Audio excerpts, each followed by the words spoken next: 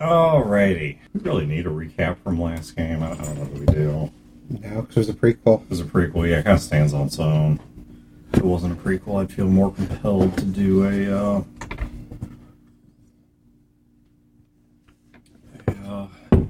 a thing with the stuff. Thing, yeah. The stuff. And try to use my note card. Do you mind going over the significance of the group worksheet? I will when it's used. There's a good chance it won't be used this game. I just have it here in case it is used. But truth be told, it probably won't be. Let's find that damn note card. Because that's kind of damn significant. Damn it. I have way over 8. I'm thinking nobody likes carrots or tomatoes. I love carrots. I would be gnawing on those things, except I am just. It's not under this, is it? With Vindaloo. Might be. I don't think so. Doesn't feel like there's a card under it. Check your butt. I've got my cards. That should be in. Okay. I'd have to get past the butt plug, so. That's why you put in a butt plug so things don't get nasty. Exactly. Sure. Nope. But why does the butt plug have to look like Queen Elizabeth? It doesn't make it look like King Edward.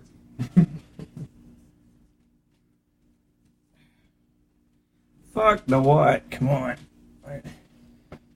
Way to be prepared. This is why improv. Was it the one that was right here?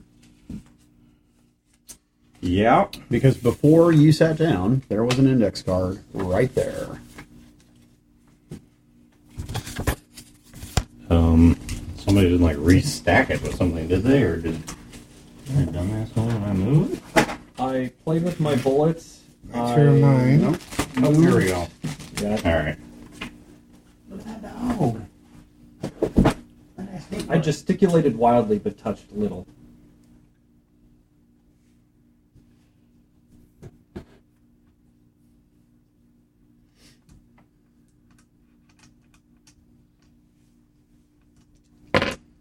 So every time I look at your character's name, I'm just going to think about skinny dipping in a sea of Lee. Okay. It's a Tenacious D song. Is it? Yeah. 5 years after the events of last game, it is once again early October. This year's summer has hung on a little bit longer than it did last time, and so it's a bit warmer. Temperatures are still cooling off from the really ugly St. Louis August, but things are still holding up towards the 70s during the day. And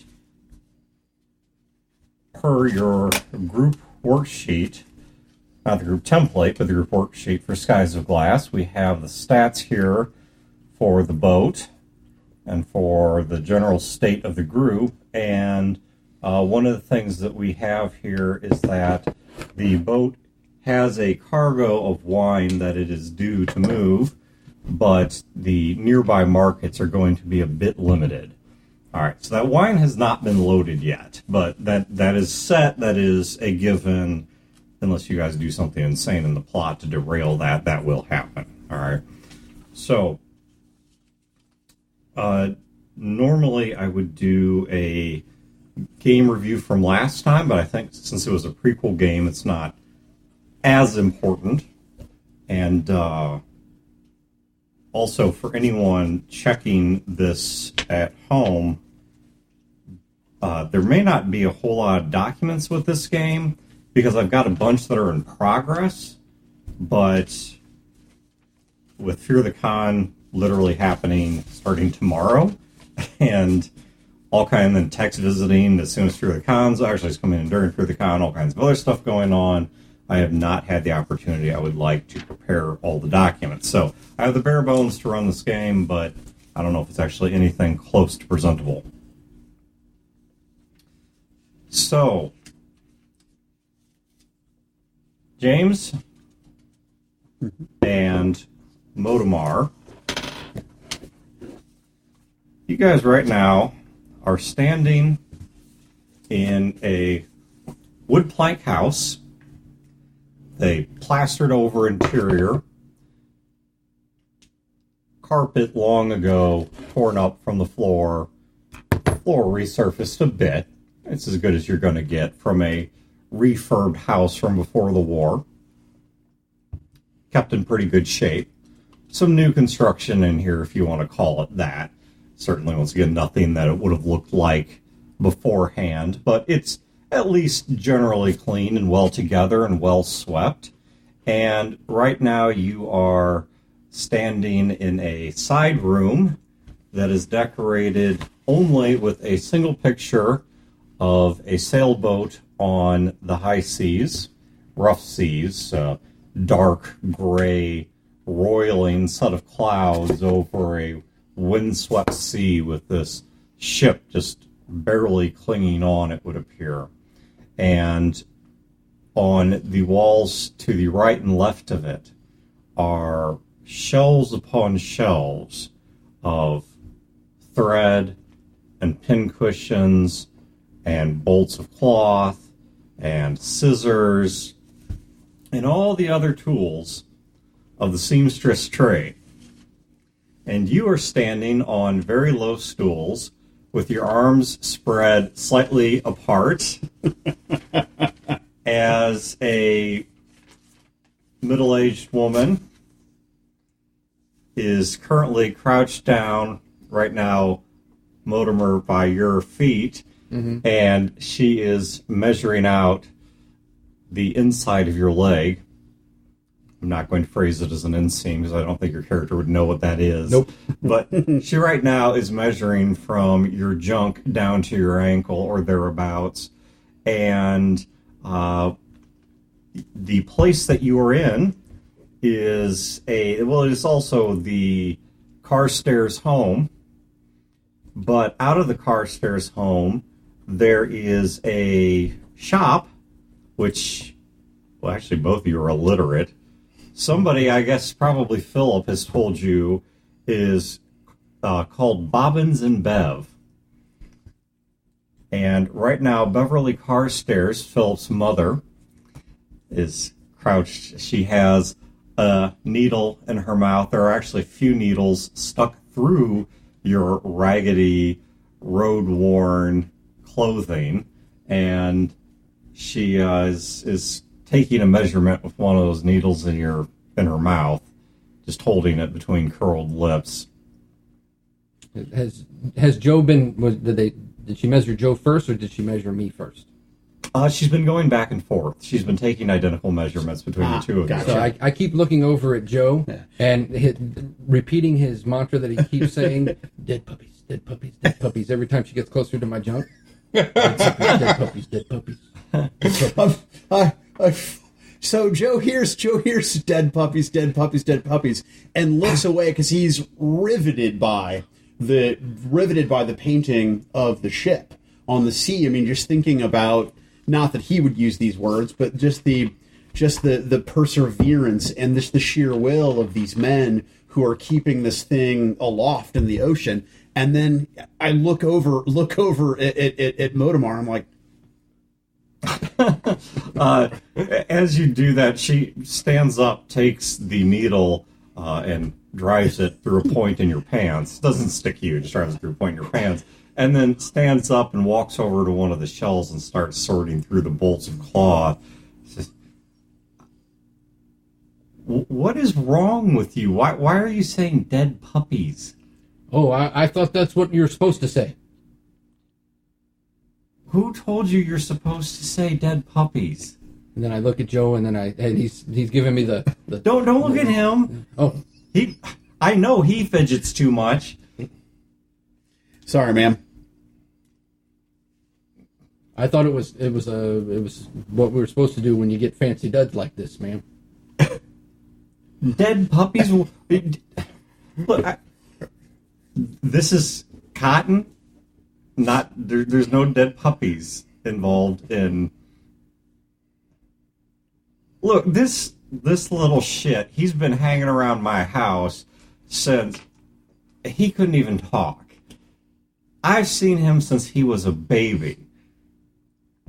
what the hell have you been learning out there, teaching him that dead puppies is what you say when you're getting nice clothing made? And hold still. Yes, ma'am. I'm sorry, Miss Carcer. It won't happen again. And I just grin. All right, then. As soon as her back is turned, I mouth, "What the fuck?" And then I just give him a knowing grin. Jesus. You never stopped being 7 years old, did you?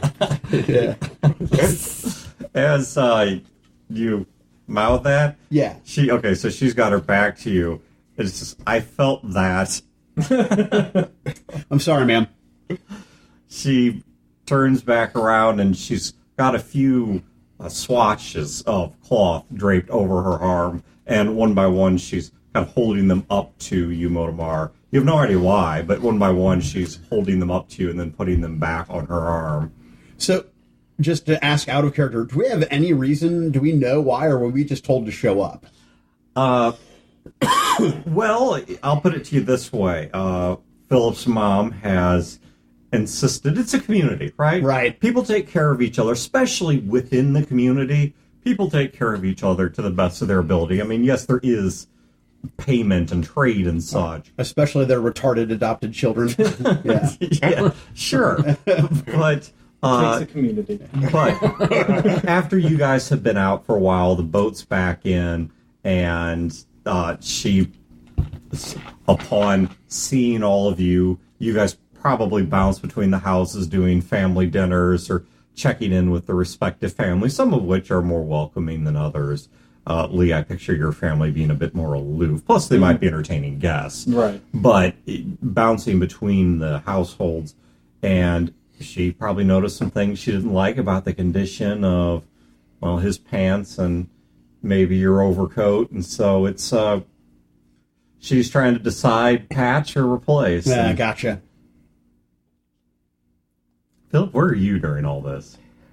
I think I'm in town with my sister. Okay. Basically, we're not exactly grocery shopping because we grow, most of it's grown out on the farms, but just some odds and ends for cooking. I'm basically taking food into trade and. Okay. So she's out with you, and so where exactly are you looking for food? Just kind of going to whatever the equivalent of downtown would be. Well, really, There really isn't much of a well, downtown. actually, there but- kind of is one. I do have a map here of Herman, and because of the fact that Herman is so surrounded by woods and then the hills upon which that the grapes are grown, Herman, while it's not large, it actually is surprisingly dense. Anyone who's at home, this won't be in the show notes, just go to Google Maps and look up Herman, Missouri, with Herman with two N's. So, I mean, you can see it's fairly dense. And I do have some notes on what some of those buildings are.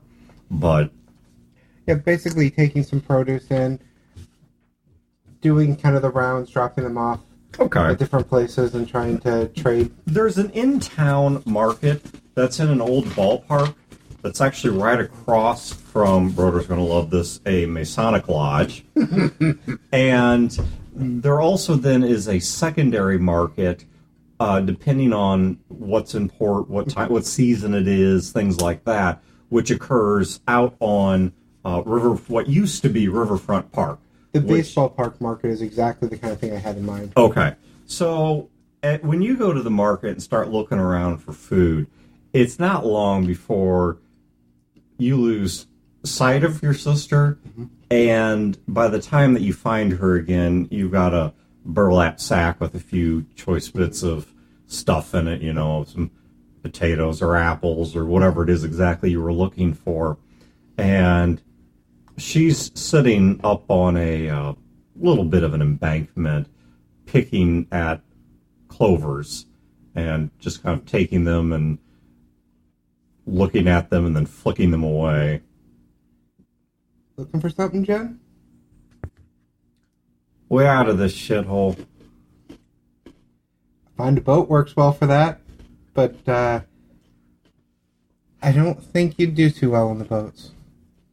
Philip? She stands up and pats you on the arm. You know how much I love you. Just traded one shithole for another. No, I mean, dream bigger. That boat's smaller. I mean, bigger. Don't you want to ever get out of this place? Go someplace big, someplace fancy. Haven't you ever looked at any of the books, the old books? Of course. Those places don't exist anymore. Closest we've got is St. Louis. Bullshit. You've gone a little ways down the river. Yeah. How many miles do you think you've gone down this river? I don't know. I've gone all the way down to the coast. Yeah, okay. And you're telling me it all looks just like this. You don't see anything different out there? Oh, no. Every town's different.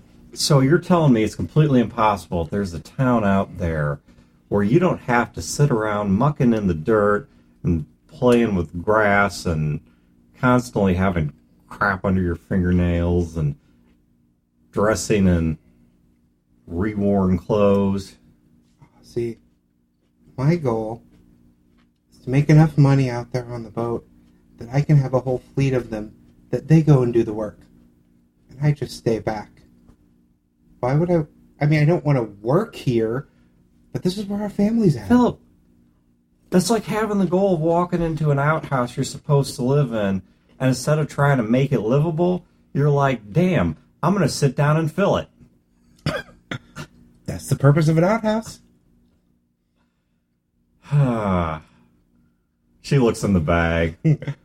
All right, well, at least we might get a decent soup or stew or something out of this, unless she cooks that damn apple pork again. I love Mom, but she can sew a whole lot better than she can cook. Yep. I kind of look in the bag. I take the apple out, toss it back, reclose the bag. Lee? Yeah. I found my voice. Please tell me that's not true.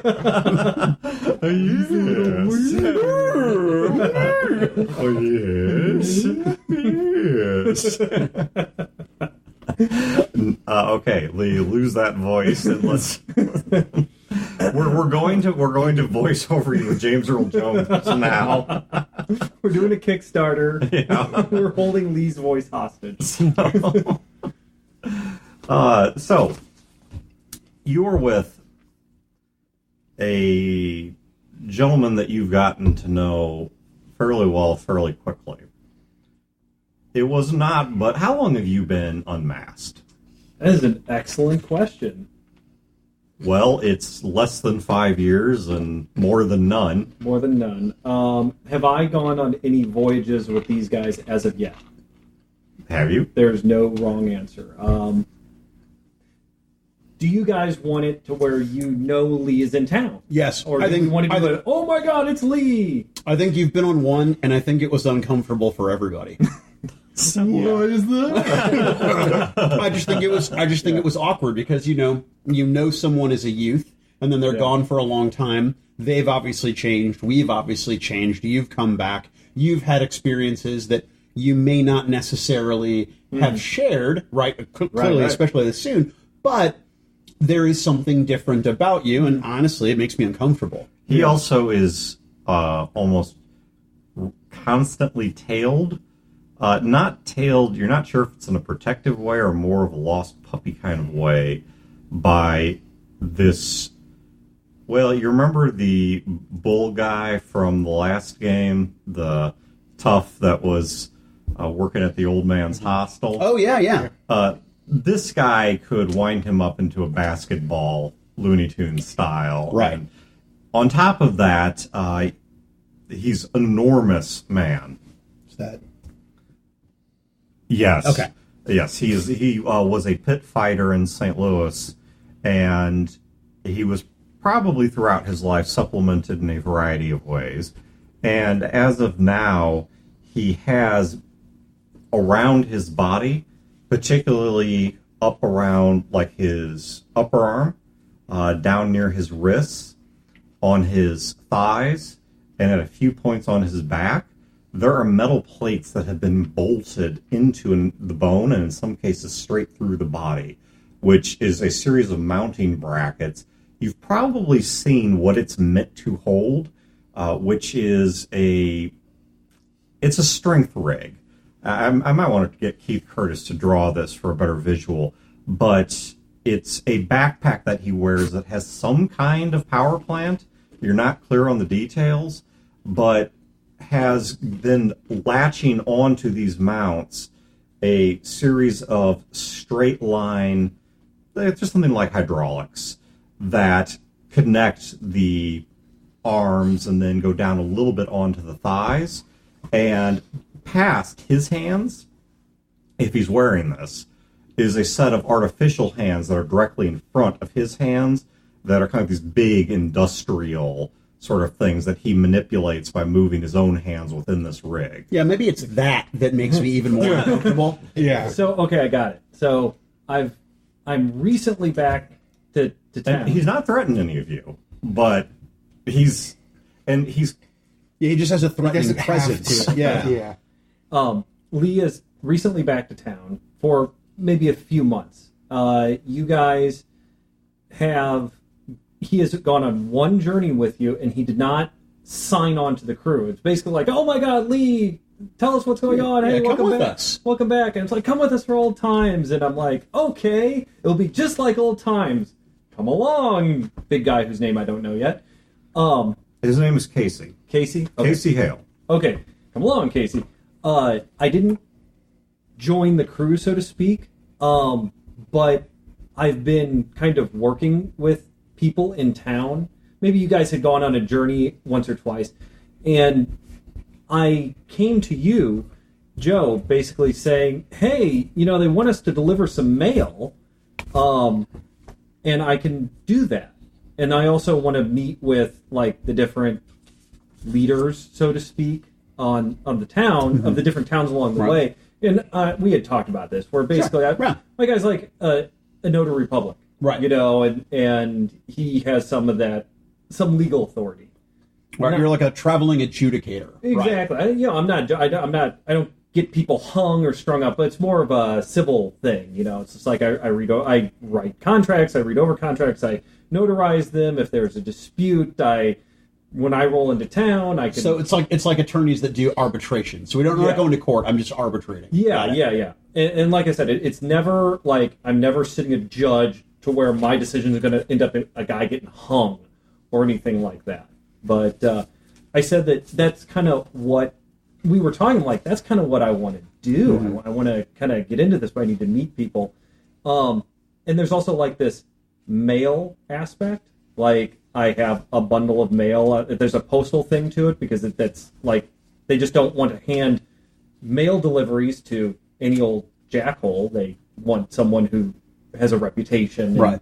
Is, I don't know if trustworthy is the right word, but more like an official to do it. So he came to you on the last run you guys have, and he's like, hey, can I come with you? And I can run some mail, I can meet some people, I can kind of get this thing started. And you're like, yeah, come on. And it was not that fun for anybody. Right. I'm not good at the river faring life. And so the mail thing, because before we established that sometimes the ships or the boats will take mail. Maybe yours is more of like an official thing where you pay more to have it officially delivered. Yeah, anybody can walk any letter you want, but I can see mine being like more, like you said, more of an official thing. Like there's an actual trade contract. My character writes the contract, notarizes it, makes sure it's legal is kind of maybe again not the correct word, but it's official and people understand what it is. Right, it has some sort of reputation and authority behind it. Recognized it. Mm-hmm. Yeah, I mean, actually, it's not too hard to say that would be public, because keep in mind that the concept of check transfers of cash, notarized letters, things like that, these go back a lot farther than most people think. Oh, yeah. I could see myself delivering letters of credit. I don't see myself delivering bags of money. That's a whole different operation. But I can see myself delivering contracts, letters of credit, deals, that sort of thing. Land trusts. It explains why you have this big dude with you, too. Yes, that totally is the complete, utter reason why I have this big dude with me. If your reputation doesn't cover it, the guy is standing behind you does. You know? So, okay. So I'm back in town. Okay. And I'm imagining, like, Joe, like, Lee is like, all right, when are we leaving next? And you guys are like, oh, yay. All right, so Lee, you're walking across town because right now your parents are entertaining some individuals. Yeah. You're obviously highly educated. Before you left, or before you were asked to kind of, step out for a moment, give us the house so we can discuss these things, you gathered that the business that was going on there was fairly important. And as you were leaving, you caught mention of another one of the houses, and I'm actually skimming here trying to find said house, of House Holloway. What was my house again? Do you remember? Culler. Culler. Culler. You hear mention of House Holloway as you were leaving. So you know this has something to do with another one of St. Louis's great houses. Now, you didn't catch the details on it, so I guess I shouldn't dictate your action for you. Would you try to stick around and eavesdrop, or would you find something to do around the town? Would you find one of these people to annoy? Well, I want to pitch something. We said that Lee finds out about your contract and then, like, wants to do something about it. How about Lee just found out about the contract? Like, he was going through my parents' papers and, arranging the office and going through the money, the ledgers and stuff. And he found this little tidbit, and it's like he signed what? And so right now, there's this thing. Normally he would maybe eavesdrop, do a little bit of, poke around. As of right now, Lee is looking for Joe, or actually any of these guys. Okay.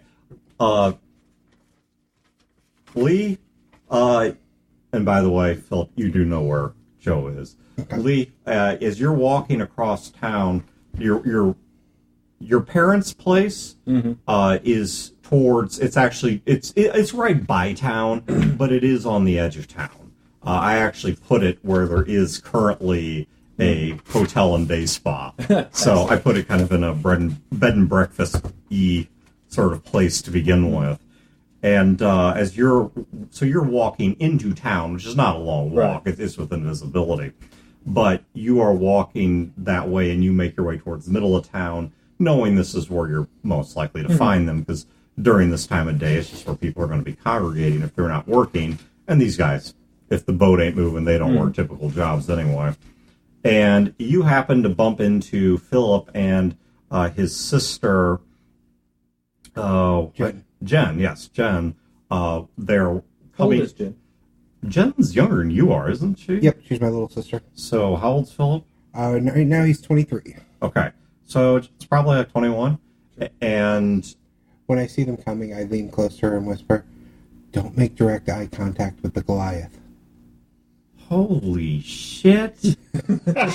She is completely disregarding your advice. Laser eyes. And so, all right, Lee, you come walking up to Philip and to Jen. Philip is standing in the lead. He's holding a burlap sack of produce, and Jen is standing about 3 steps behind. Slack-jawed and glassy-eyed. Slack-jawed, glassy-eyed, as you two. Lee, you remember my baby sister, Jen? Yes, he holds his hand out. Who the fuck is he gonna kill? Me? That's not nice. I haven't killed anybody. Not you. You're probably a pussy. Him. I'm not probably a pussy. I am a pussy. That's why I got him. That's why I'm not afraid of you. You shouldn't be. But I'm afraid of him. I'm sorry. He's a very nice man. You should hear his poetry. He kind of You should not hear his poetry. he looks down. She says, I look back and "There's no need to do poetry. Ma'am, it's a pleasure to meet you. I apologize if my appearance has frightened you or unsettled you a bit, but I don't do poetry. I do, however, sing. beautiful voice too. Beautiful voice. Mm-hmm. I do say so myself. Angels. I did not know that about you. You know I play a reed instrument. Do you? I do. Then I think once we set out to water, we're going to have to get the shanty going. I was talking to Alejandro, and he's helped me write one. I look forward to hearing it. Could it be a sea shanty about indentured servitude? Maybe. Are you aware of indentured servitude? Yes. And our friend... I look at... What? No, He's saying- no, not him. He's saying you're going to be his bitch. I think he just sold you. No, Joe sold himself. What? There is a copy here. Hold on. He takes his backpack off. He's like rifling through it.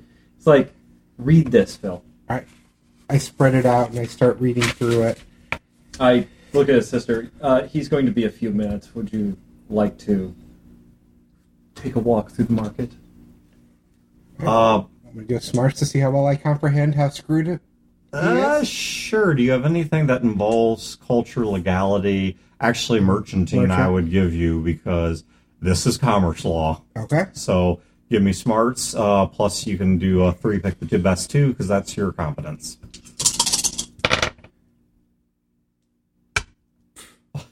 Thanks, Wayne. 12. It's Okay. paper. 12's average, right? All right. You do get from this contract Nice. that the contract is between Joe and an individual that you know to be, he's not the guy that's in charge of the town. The actual mayor of Herman's a man by the name of Ken Pearson. Now, it's not between him and Ken Pearson.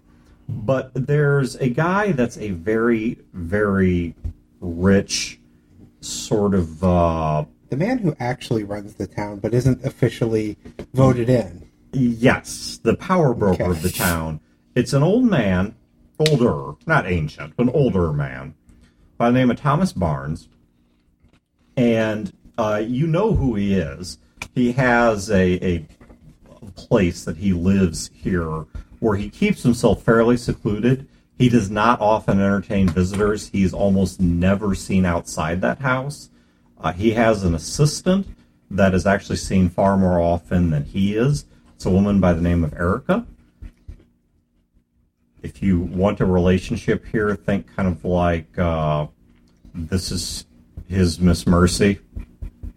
Gotcha. And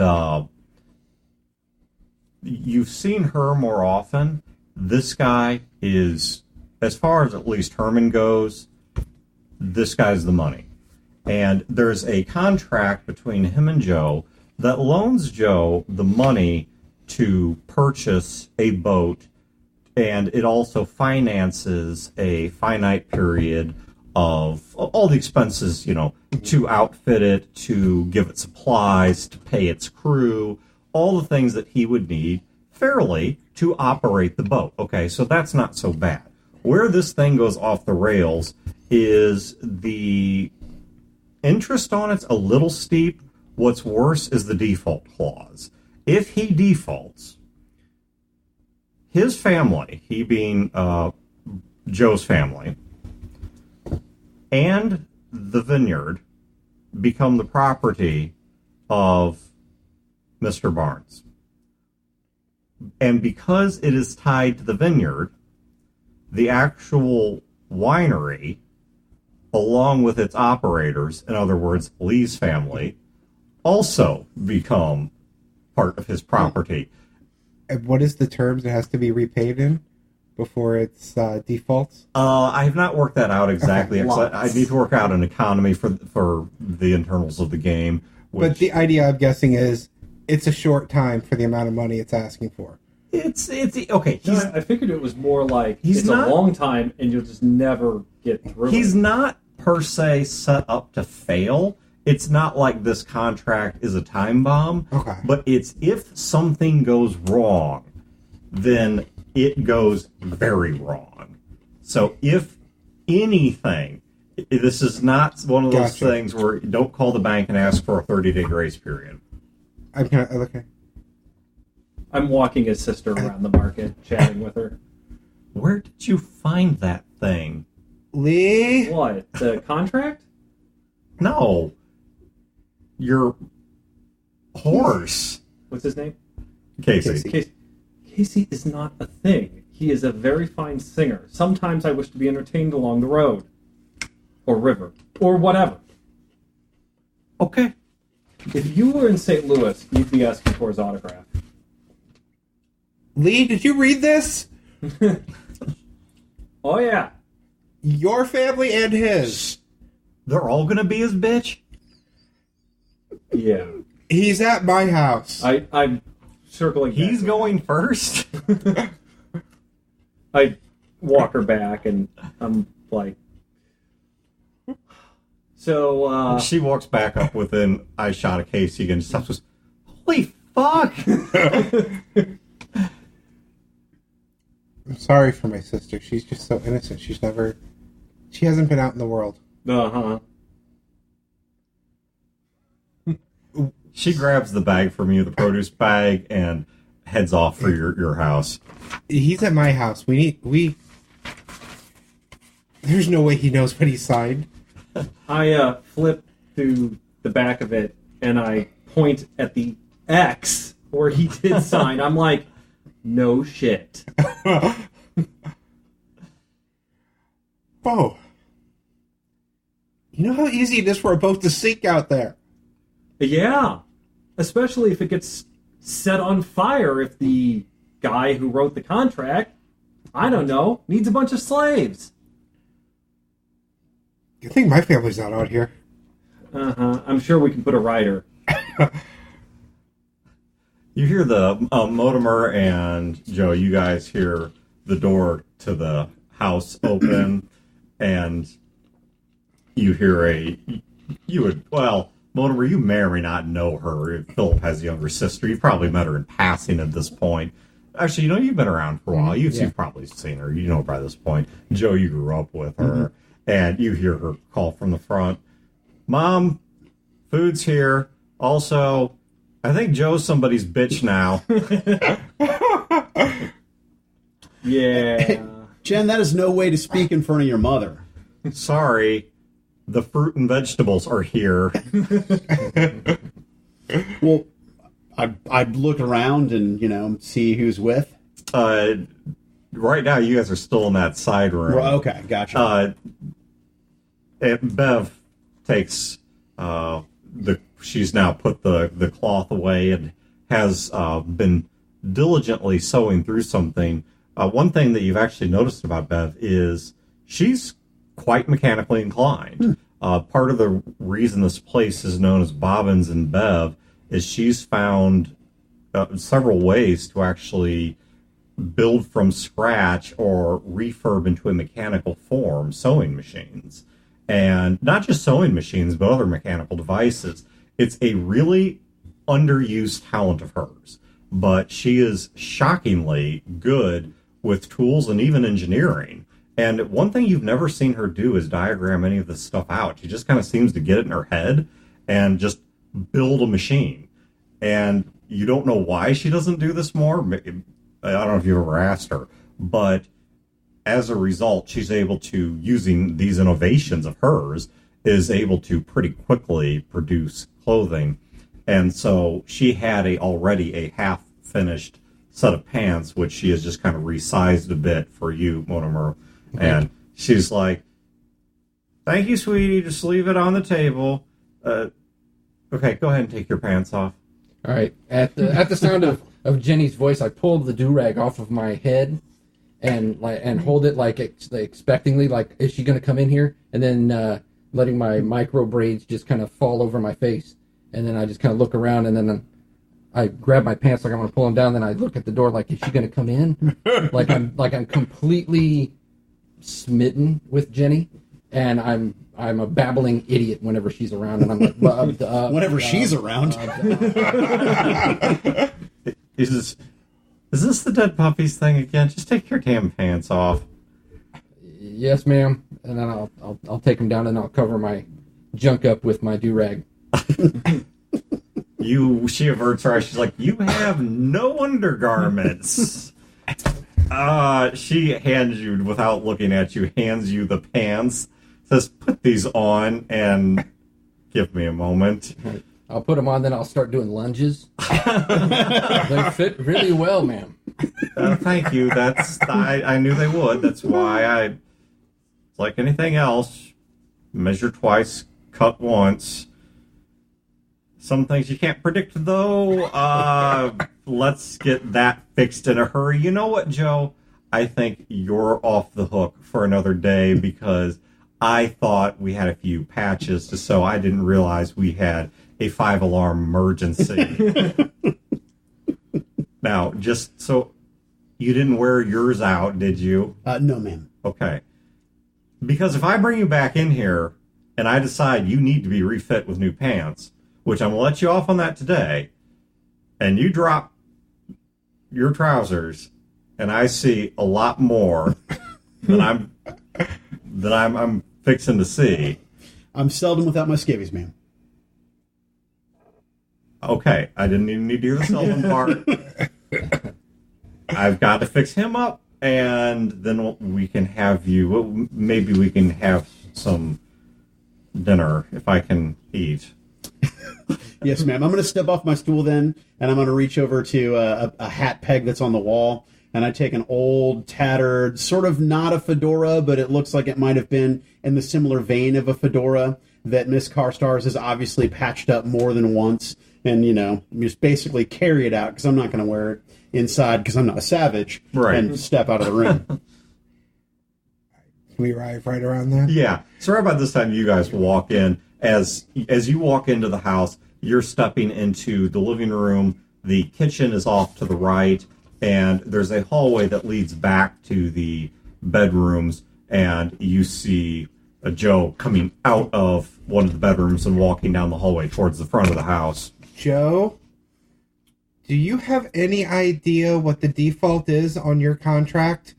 No, don't tell him. I'm actually considering teaching him to read, and then in a few months, when he can read this, he can read it himself and then come to the realization himself. What are you guys talking about? Are you talking about the contract with Mr. Thomas for the boat? Yes. What about it? Not just the boat. Do you know what happens if you can't pay back the loan?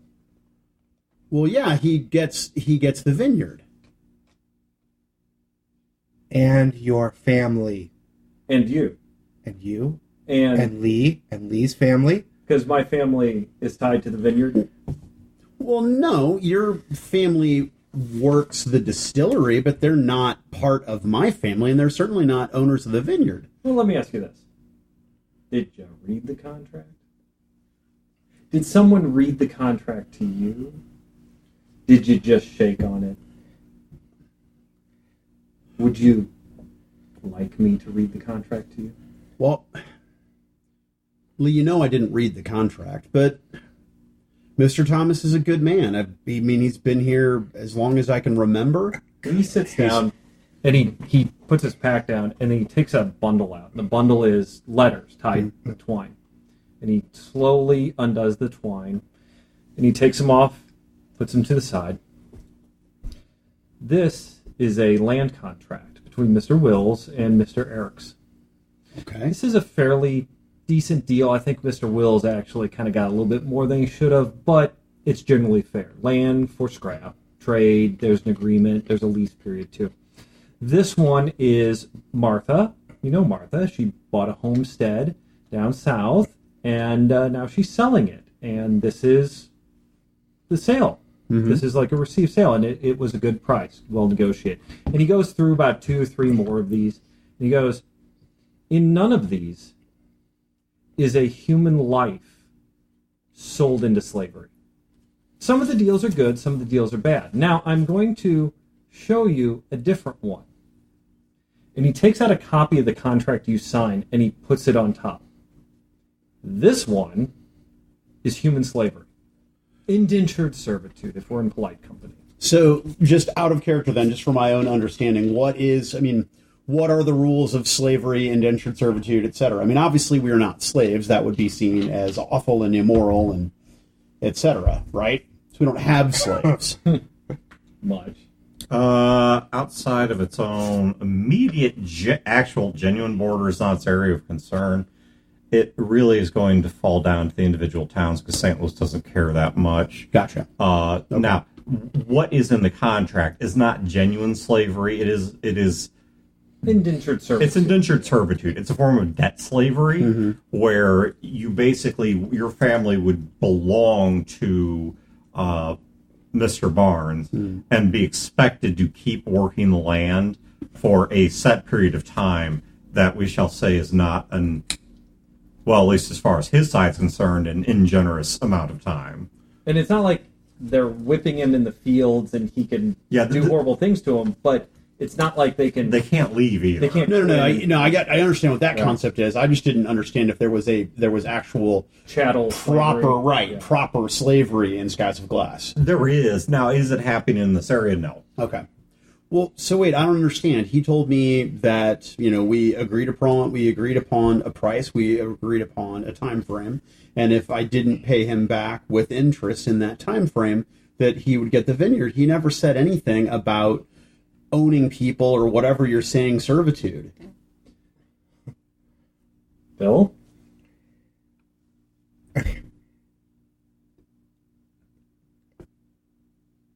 Joe? Yes, he talks about the vineyard in here. But yes, he talks about the people working it, the families. But he lied to me. Why would he lie? Because he's not a good man. Well, then I got to go do something about it. What is that something? Well, I don't know, but I have to confront him. This is a legally binding document. Like, if this wasn't a legally binding document, if this wasn't notarized, if this wasn't overseen by this Jasper fellow, whoever the fuck he is, then you could just rip this up, go there, and shoot him in the head. Not that I'm saying you should do that. I wouldn't murder a man, but, I might punch him in the mouth. Right. But this document carries weight.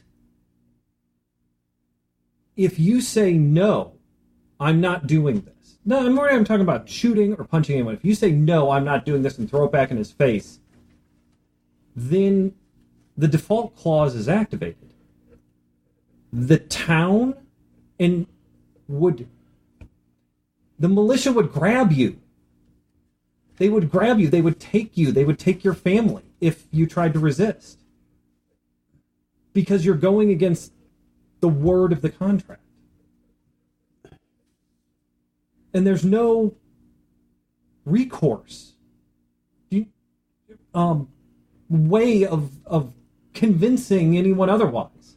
Well, because it's all spelled out right here. Well, then what do I do? I mean, how much money do you have? Everything I have is tied up in Miss Lily's vine. I don't have any spare money. Well, okay, there are 3 options. Option 1. You go to his house, you put a bullet in his head, and then you just run and run and run and run. I'm not going to kill him. Option 2. That means you too, Mortimer. I can walk in. Yeah, I can walk in. Oh, no. Before you leave. All right, Mortimer. This is called underwear because you wear it under your pants. So I want you to... I'm going to leave. I want you to take off the pants I gave you, put this on, then put your pants on over them. And the only time you take off your underwear is to do your business. You don't take them off all the time. Okay? So I take them off before any business. Yes.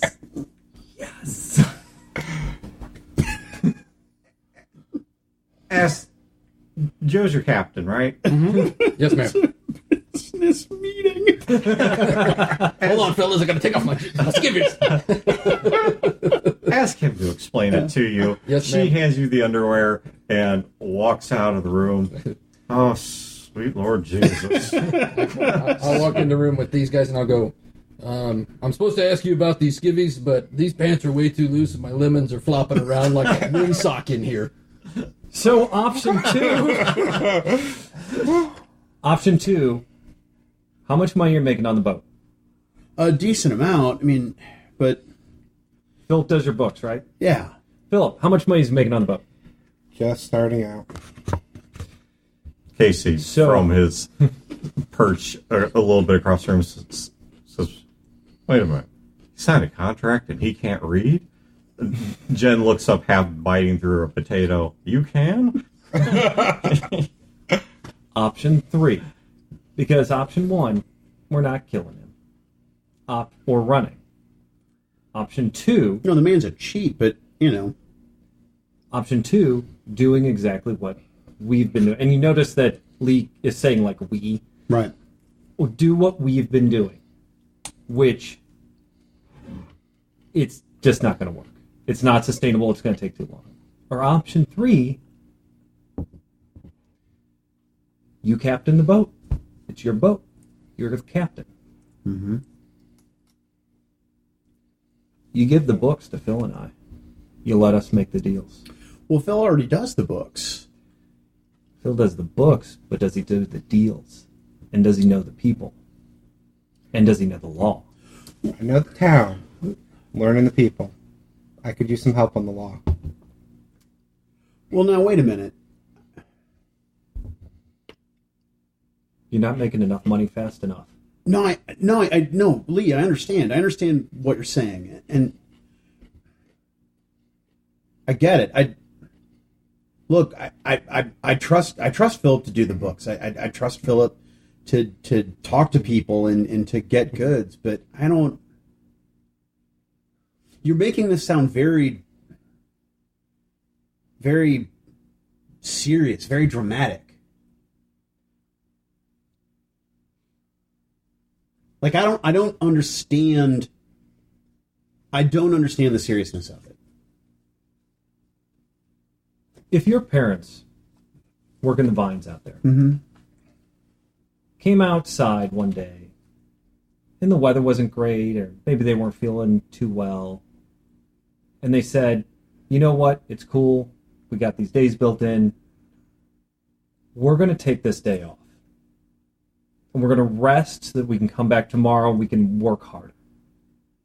That's cool, right? That happens. Right. It's a good thing. If that asshole on the hill comes down and looks at them in the eye and say, no, you can't take this day off. Get your ass out in that field and work. Is that a bad thing? Yeah, it's a bad thing. They should be free to do what they need to do. If they're satisfied that their work is done, and then they should be free to take a day off. Joe, your parents put a lot of work out into the vineyard, and they get money back for it.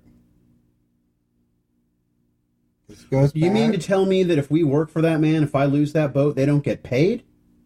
That's exactly what I'm telling you. Well, then I will kill that son of a bitch. I'm going to take my pistol out and make sure that it's got bullets in it, and I'm going to slap that chamber closed and put it back in my fucking pocket. Jen takes a step back, and she's like, out. And I start looking around for my rifle. Joe? I'm not going to No, I get it. I get it. If this were a different town and a different place, we would load up, roll up, and set them on fire. Mortimer, go back into the room and put your damn underwear on. I'm holding them in my hand. But we're talking business. He does have a point. God damn it, Eric. I'm trying to be serious. We're talking business. Look, I meant when you're taking a shit, all right? I'm trying to be polite, but I meant when you're taking a shit, you take them off. Excuse me, everybody. Joe, we're going to run through a lot of emotions and a lot of feelings really quick here. All right? Right. You ready? Right. You fucked up. Right. You did wrong. You screwed your parents. I slap them as hard as I can. Right in the face. Ow. We're going to fix it. We're going to make this right. I don't want you... I'm just looking down at my shoes, even with my red, swelling face. I still look down at my boots.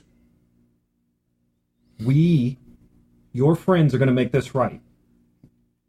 And once we buy this contract out... Right. Then we're going to buy that son of a bitch out. And we're going to put him to work for us. All right? All right. Because we're not going to go from town to town buying this and selling this. We're going to start making trade deals. We're going to start making long-term decisions and movements here. Right. All right? All right.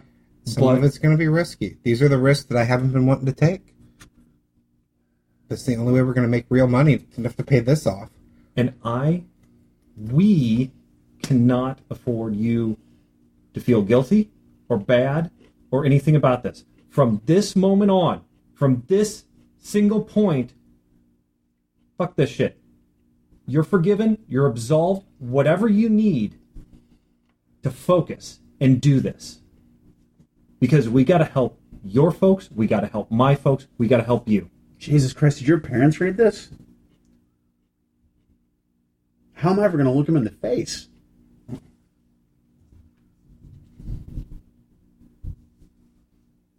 By making it right. Just makes me think of Pops. Is Pop's flag still flying?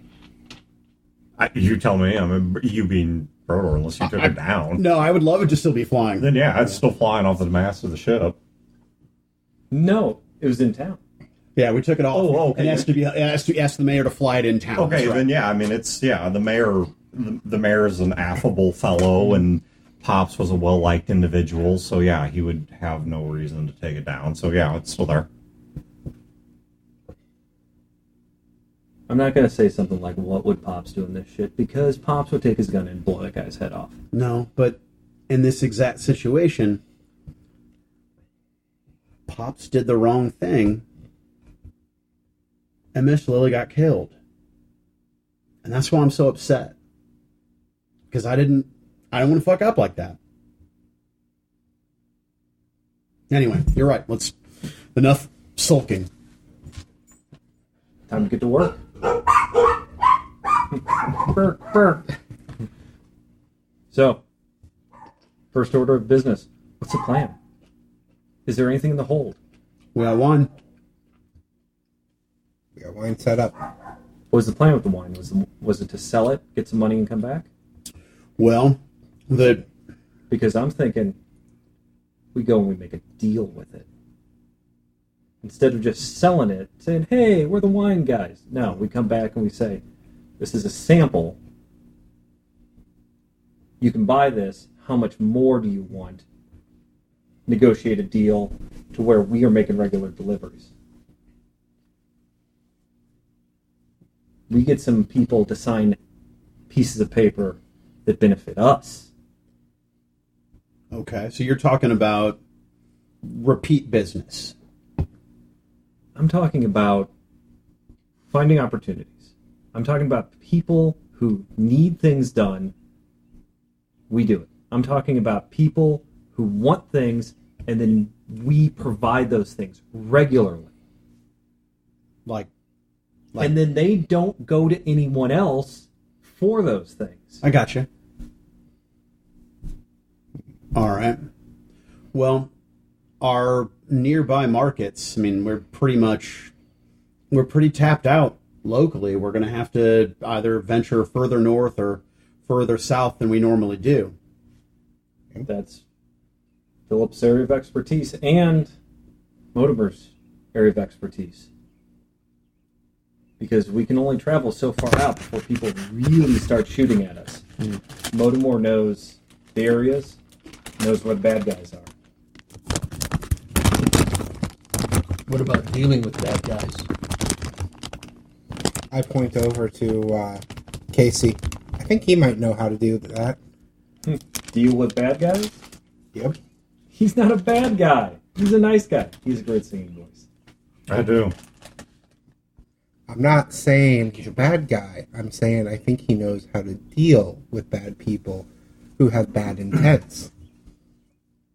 You know, Motimer brings up a good point, and I think that we might need to clear this up right now. Kind of establish some rules here. Do we deal with bad people who are doing bad things? Do we have a problem with this?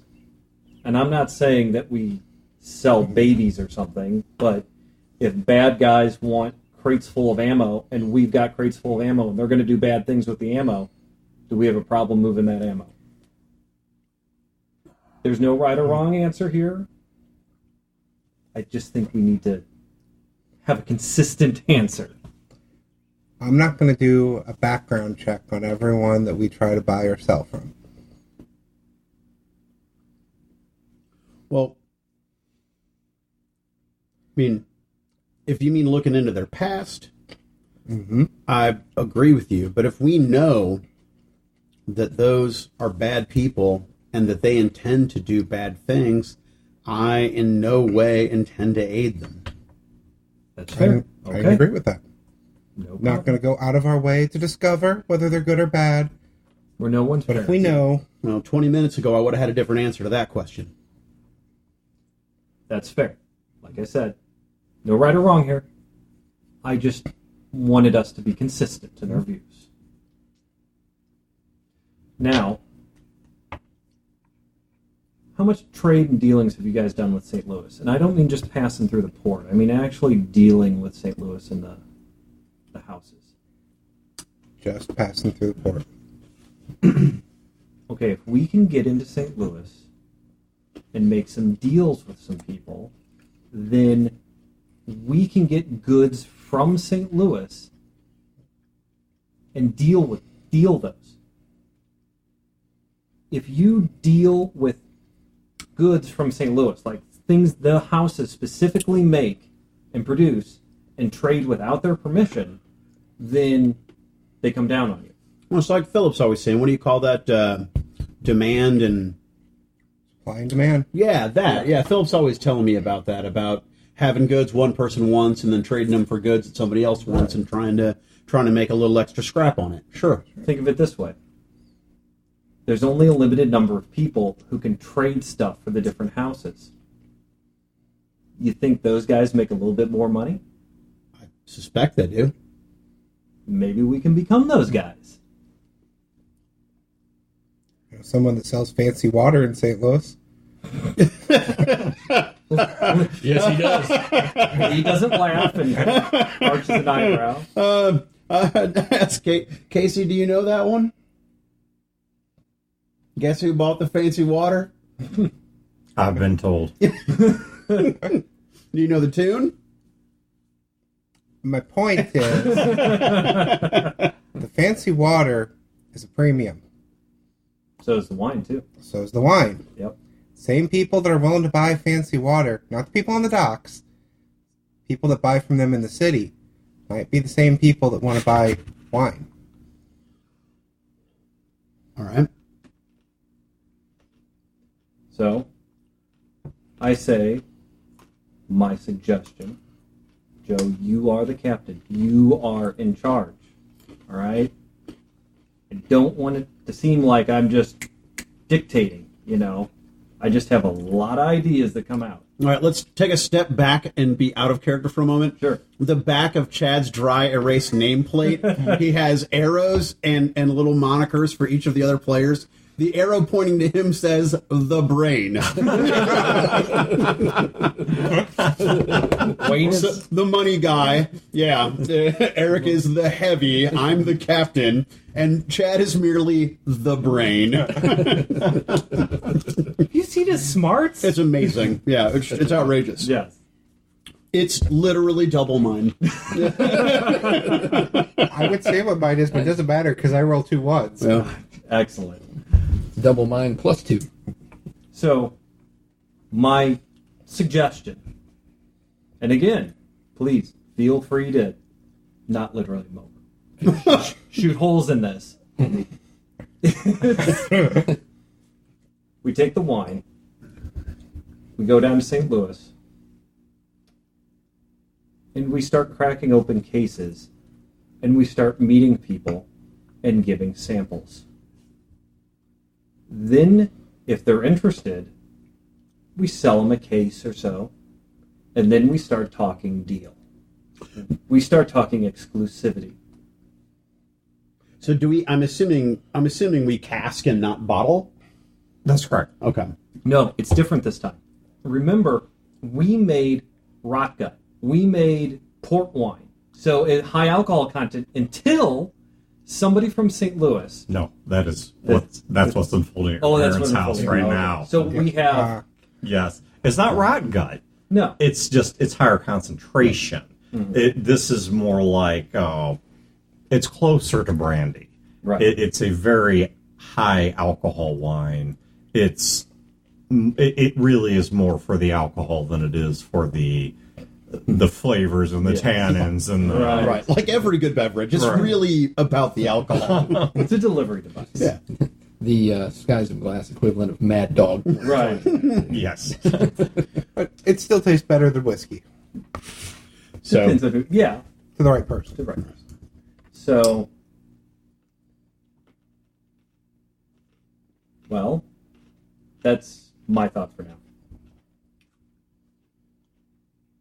no, if you think it'll work, I think he's got a good idea here, Joe. This is the kind of stuff I've been thinking about, but it's just... It's risky if you don't know the laws you're dealing with. yeah. Clearly, I don't. Clearly, you got taken advantage of. And that's not your fault. That's that son of a bitch's fault. So, We're going to get him for this. oh, yes. Oh, yes. No, but you're right. I should have had somebody else read it.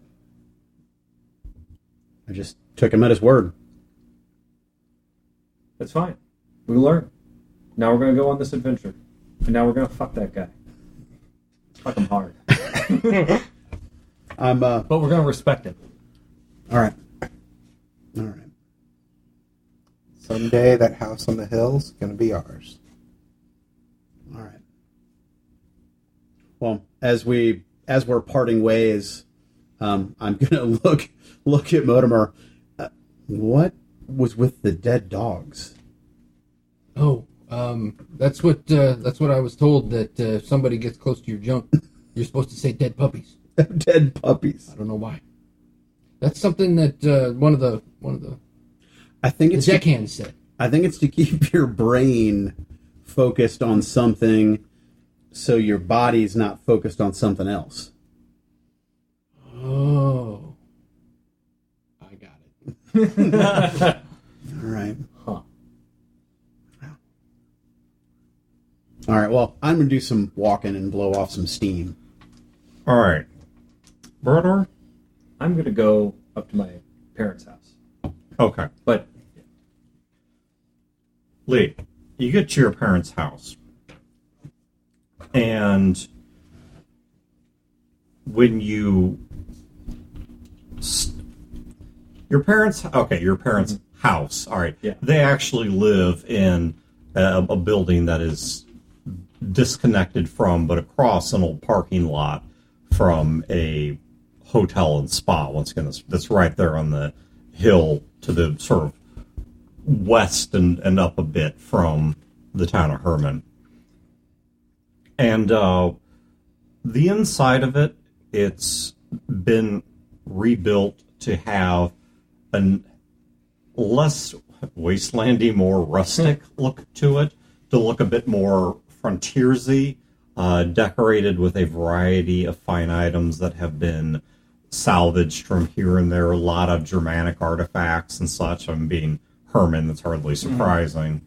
And when you step into the house, the front room, there's not a whole lot going on there, but there's a sitting room just off to the side. Your parents have a fairly elegant house. And there's a sitting room just off to the side with leather upholstered sofas, and you see sitting in there both your mom and dad, Victor and Melissa, and you also see two individuals you do not recognize. One is a woman who, in terms of poise, posture, just visual confidence, you have a 10 social, right? Oh, yeah. Okay, yeah, you get this. Mm-hmm. Your perception's not like bottom barrel, is it? It's 7. Okay, so I'm not going to make you roll. That right there's a 17, so I'm not even going to make you roll. Now, a strong gust of wind will, blow my spleen out of my back. Right, all right. So I'm not going to make you roll on that. But in terms of poise, posture, this is an educated and cultured woman. You can see a lot of your parents in her. In fact, reading between the lines, your parents might be a little bit out of their league with her. Mm. The guy that may or may not worry you more is there's an individual with her that you can, since he's sitting, you can see at the lower part of his body that he's wearing heavy pants tucked into thick traveling boots. But over that, he is wearing a dark green and black trimmed robe, which you recognize as the house robe of House Holloway. So this guy is actually a full-fledged house member. Mm-hmm. And this individual with auburn-colored hair, well-trimmed beard, once again does not... He certainly looks, at least at an intellectual and social level, to be a formidable man. You'd probably kick his ass. Well, maybe you couldn't. Not me. The average 8-year-old could. But no, he does not look to be physically formidable. But he does certainly appear to be intellectually formidable. Mm-hmm. And your parents look visibly distraught. You don't know what's transpired here, but they look, not physically injured, but just visibly distraught. And upon seeing you, the individual from House Holloway glances up and upon seeing you, taps the woman that's with him, who's not in house dress, by the way, not in house garb, taps her on the shoulder and says, perhaps we should leave to give Mr. and Mrs. McCormick some time to process this information. And she's just kind of staring blankly across the room for a moment. Mm-hmm. And says, Emma? Shakes her, and then she kind of seems to come to all of a sudden. And she takes his hand, and he helps her up, and then the two of them excuse themselves past you and leave the house. I sit down on the couch, look right at him like, did you sign anything? Lee, we didn't sign a damn thing, and Thank God. Well, I appreciate your legal prowess. This wouldn't be our first deal. That's the problem. This wasn't a deal. We just got rode roughshod. They're changing us over. Who is? We've worked with House Color productively. Admittedly, it's not their usual thing. They don't tend to focus on agricultural towns like ours all that much. But we've always been able to keep a good deal with them, and they've kept us in their portfolio. But something's changing. They won't tell us any of the politics, but control of this town's getting flipped to House Holloway. The woman that walked out of here, Emma Fowler, don't know if the name means anything to you. Does it? Probably not off the top of your head because of the fact that you were sheltered in St. Louis. Okay. Dealing with not wine. Gotcha. So it's probably not just because this is... Sure. Yeah. She is... I don't know if these guys taking notes. She is a excellent wine crafter from Defiance. Okay. They're bringing her in here because they want to change our product over To what? to finer wine, to more elegant, to florals and oak and... I look over at Casey, and I look back at them, and I'm like, that's phenomenal news! That's great! When can we start production? Well, that's going to take time. We have to bring in the harvest. We have to retool the entire brew. I mean, we may have nothing to produce for a year. Do we have any Defiance wine here? Yeah, she brought a couple of bottles. Why is this great news? Do you understand? Did she bring a case or like 2 bottles? She brought glass bottles. Yes. They want us to produce glass? I don't know if they want us personally to produce glass. Somebody's got to produce it. That's how they want to sell it. Okay. Okay, these bottles, we're supposed to sample some of them to... Don't open them. Lee, No. we were instructed to sample some of them to get an understanding, to develop a palette for what we're supposed to be creating, and then the rest of them we're supposed to be handing out as samples to the people that visit us to develop their palettes, so that's what they want when they come back here. Are you aware of the contract Joe signed? What? Then I proceed to tell them everything. Then, after the yelling and the anger... Yeah, your dad is by this point now standing up, pacing around the room, hands on either side of his head. As I'm telling this, I'm like holding the veins securing in. any loose guns and knives and stuff. And then I lay out my plan. So you are telling me that all I have right now is a few fucking bottles to sample and to hand out to guests. The entire stock we have is going to get dumped out down the hills like so much sewage. No. We're going to sell that crap. No, they're not letting us sell it because we need the barrels.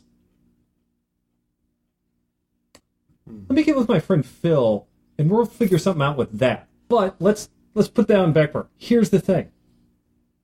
We take the Defiance wine. I take the Defiance wine to St. Louis. That's where it came from. You take it back to what do you think's going to happen to us? If we're just, excuse the pun, but in defiance of what they've been telling us, what they just sat here telling us to do, these two assholes are moving into town to help you make good wine. Great. That's wonderful. And we have nothing to sell, nothing to produce, nothing outside of these samples and a bunch of tall tales to give to anyone that comes to visit. I can go to St. Louis. I can sample the Defiance wine as ours. I can get contracts, purchase orders for the wine. When I come back, you guys can start making it, then we can start selling it wholesale for 10 times the amount we're selling this fucking rock gut. I'll get with Philip. Maybe we can come up with an idea to get that shit out of the barrels and still make some sort of profit on it.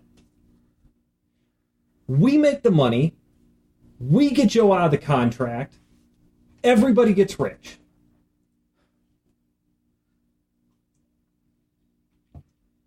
You guys just stay here and make wine. Lee, I'm going to give you one test. Son, if you pass this test, you better believe a lot of that wine's not getting poured down the hill because it's getting poured down my gullet. But I'll give you this shot. You fail this test. And you know I love you, but I just don't think you can do what you're saying. Okay. He grabs one of the bottles and he walks out of the room. He comes back in about 2 minutes later. Sets down 2 actual stemware glasses. Polished glass glasses. All right.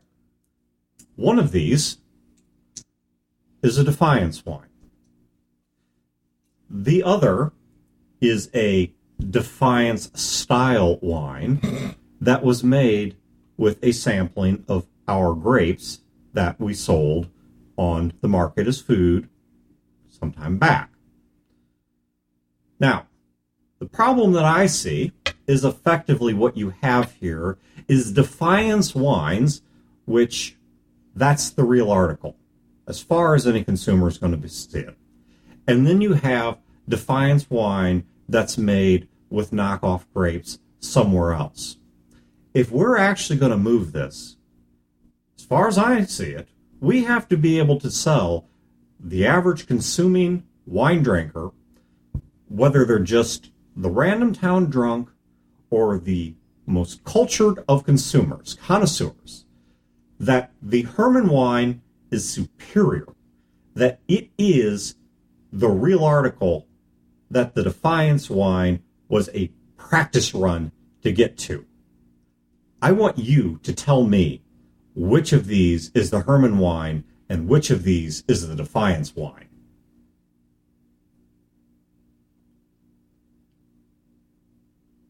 Is there any difference between them that I can see? Okay, do you have any relevance? Okay, obviously, just looking at them, we're going to go off perception for the moment. Okay. What do you have skill-wise that's going to help or hurt you here?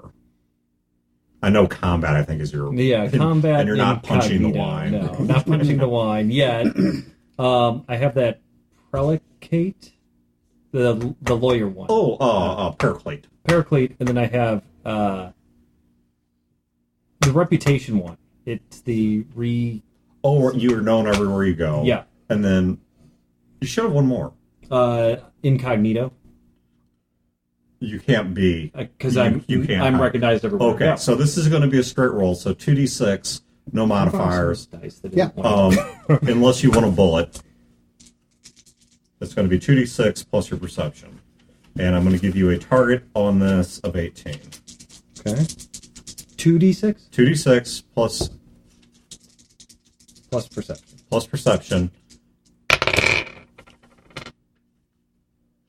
6 Nope. plus 13 is not enough. Okay. Okay. And I haven't Right, touched you've not it, I touched just them. Yes. looked at it. At look, appearance-wise, you cannot discern anything different about them. Now, certainly they're grown in different soils, et cetera, et cetera. They might be slightly different varieties. They both, at a glance, look like relatively dark reds to you.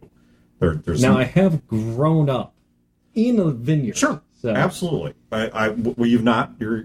Once again, you have bullets, and you've not expended. I want to make a social roll Okay. against my father. Right. Is he trying to?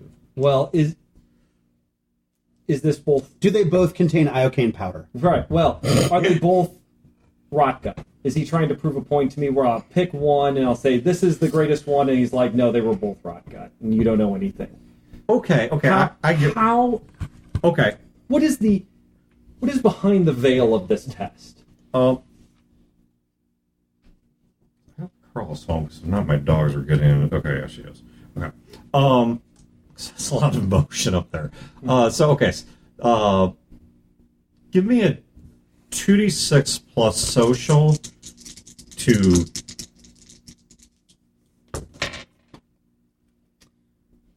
Uh, 17. Your father barely outrolled you, like literally by 1 point. Can I do bullets work to where I can spin a bullet post roll?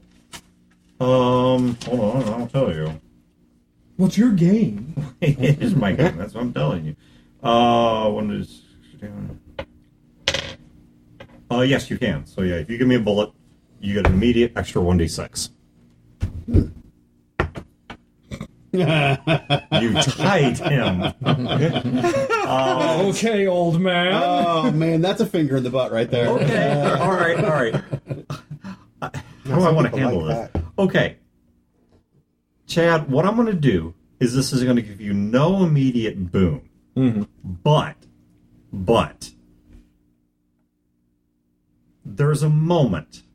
There's a moment in every father-child relationship where the parent suddenly recognizes that the child is an adult. Mm-hmm. That moment just occurred. And the more immediate significance that's going to have is if you give me a plan that's a little bit kind of nutty or it's a chess move, I'm not going to make it as difficult on you. So if whatever your next move is, if it's something that normally a dad would see right through his kid doing this, I'm going to put the odds in your favor. Okay. Well, I take each wine, sniff it, do whatever, and then I taste both. Okay, give me a perception plus 2d6 twice, and I will see if you can identify. 7 plus 5, 6, 7, 7 plus 8. So that's 15. And then 7 plus 4. Okay, neither will be enough. Do you want to spend another bullet to try and actually tell the difference between the wines? Because the problem is you've never had anything brewed locally like this. Right. You've got enough on one of the rolls, the one that was 15. That's north of 12. So that's enough that you did note one of them tasted differently. Mm-hmm. He's not playing same wine game on you. Yeah. This really is an A/B test. It's not an AA mind game. Right. We can spend bullets on behalf of other. We can gift bullets. Is that correct? I won't stop you from doing it. I've never really All right. decided, but I won't stop you from doing Yeah, it. because in the metagame, this is very, very important to Joe's future and to the future of his family. So I want to cash in a bullet so Chad can not roll a 1 on that d6. There you go. Told you. 2. Bang. That gets him up to a 17. He needs one more point. Oh, brutal. Fine. All right. Another bullet, another roll. All right. Chad, you sit there, and it's a long pause. You look at it, you smell it, you turn it over, you sip this one, you sip that one, you kind of go back and forth, and you definitely can tell one is different than the other. But what finally gives it away to you, you ever had a wine that still has a little bit of the oak in it? Yeah. One of them has a little bit of the oak in it, and it's that you recognize. As the new wine is the As one that this, they made? No, this is the Herman wine. The Herman wine. So this is what they made using grapes from Herman. I take that glass, I don't say anything, and I push it towards him and I look him right in the eye. And that one is? Herman. Branded. What is it? What does he mean branded? Like, How are you going to sell it to me? I'm a wine connoisseur. I walk in here. I've been having Defiance wine for years. I love Defiance wines. I need to drink this one because it's different. I mean, piss in a bottle is different. you know how you're different than everyone else in this town? Go on. You have wealth and taste and intelligence. I know what you drink, and it isn't the rot gut you're willing to pour into the river. Because I know that you make a very small batch of very fine cider, and you make just one case a year, and you save it, and you put it in our cellar, and you give it as gifts to people who have children, or if someone dies, or if something special happens in their life. Your mom looks at him and says, Victor, you do that? It's like, Because you're proud of it. Because you know it's better. Just like the wine we can make here is better. And you deserve more than Rotgut. And that is this.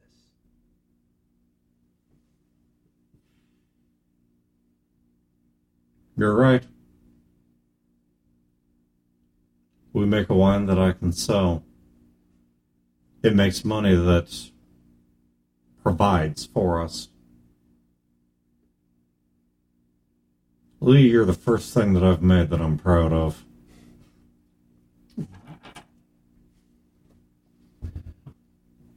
Lee doesn't say anything, looks at him, gives a smile, and then runs out the door. Immediately running to Phil and Joe. Casey's following behind you. Well, what the listeners didn't get to see was Dan pick up a bullet at that crucial moment and throw it back to Chad. So, Joe was about to blow off some steam. Well, right, and for Joe, blowing off steam, it's an open secret that means walking the riverbank. And just, appreciating that place where the land and the river meet. Who's with Joe? Yeah. I'm always following somewhere behind. Okay. Phil? I would have been having dinner with the family. Okay. Joe and Motomar, as you guys are walking the riverbank, you pretty quickly notice something a bit off. Actually, a lot off. By the time that you get down to Riverfront Park, which is now there's moors and such built for the boats there. The shore hands and such that should normally be there aren't there. They're actually on the opposite bank of the river, and you can't quite make out what they're yelling, but they are yelling and gesturing back at this bank. And you can see a couple, small boats. Your boat's not been stolen or anything. Right. You can see a couple small boats, rowboats and rafts and such on the other side that they apparently use to get across. Okay. So wait. So there's people... Upon seeing you, several of them do seem to be making broad Red Rover type gestures, but they're on the opposite side of the river. Correct. Right. And I don't have, even if Miss Lily's Vine is close, I don't have the crew right now to... No. Right. Okay, you do see tied up there are a few other rowboats, rafts, and things like that. I mean, it's a communal town, right? Don't steal, but if you borrowed somebody's raft or whatever, it's not going to going to create a crisis. So I'm assuming, do I recognize, can I see people that I recognize that are, locals? Yeah, particularly because don't you have... I have remarkable eyesight is my reliability. Okay, so, yes. Yeah, basically I don't critically fail on spot checks. Right. Well, and also don't you have a scope? I do have a rifle scope that I use as a... Yeah. So you have both remarkable eyesight and a magnification device. Right. You don't even need to roll on that. Okay. Yes. If you look at them, there are familiar faces you can pick out. All right. And they're just, and they seem wound up, but they do not appear, they don't seem hostile. They're not it's not like they're trying to call you over so they can stab you to death. At least that's not the experience. So they can deliverance me? Yeah. That's not the Is it Wednesday already? that's not the emotion. Now, it's just the two of you there. If you want to go get Lee or Phil before you respond, or if you want to just say F them and no, I'll holler across the river. I'll say, as loud as I can, just say, hold on, we'll be there. We'll be there in a moment. We're going to go get a couple more men, and then go scatter about to, using a combination of yelling and some river-faring arm gestures and such that sort of get your point across. Once they understand you, you actually hear cheers from the other bank. All right. Well, I don't know what's going on. So these are our guys, or at least Well, there are people from the town, From the right? town. Yes, there are people from Herman, but I didn't see anybody that I know and they seem to closely. be stuck on the other side. Yeah, it seems that way. Like they were on the other side and their boat got jacked or something. I don't know. But Gotcha. anyway, so in character, I'm gonna run and try to find. Drew. Actually, you know what? I'm probably just gonna go straight to Philip's house and knock on the door. Right. Joe, what's up?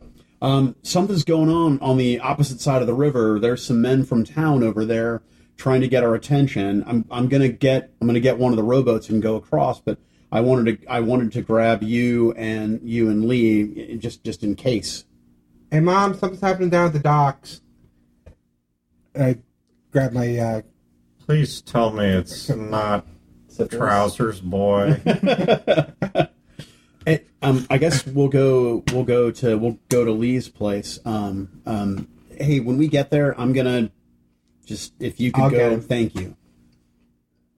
I come up and I knock on the door. No, you. Right, Yeah. well, I was gonna say, I go to knock he's on the gonna door. knock at the door. Lee throws the door open and slams right into him, and probably bounces off of him. And, I don't know. He just doesn't have a real impressive body. No, my body's 5. Yeah.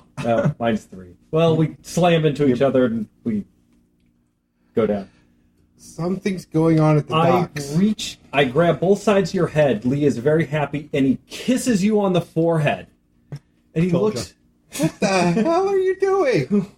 I give Joe some scrap. Guys, I have phenomenal news. Here, wait. Just in case you-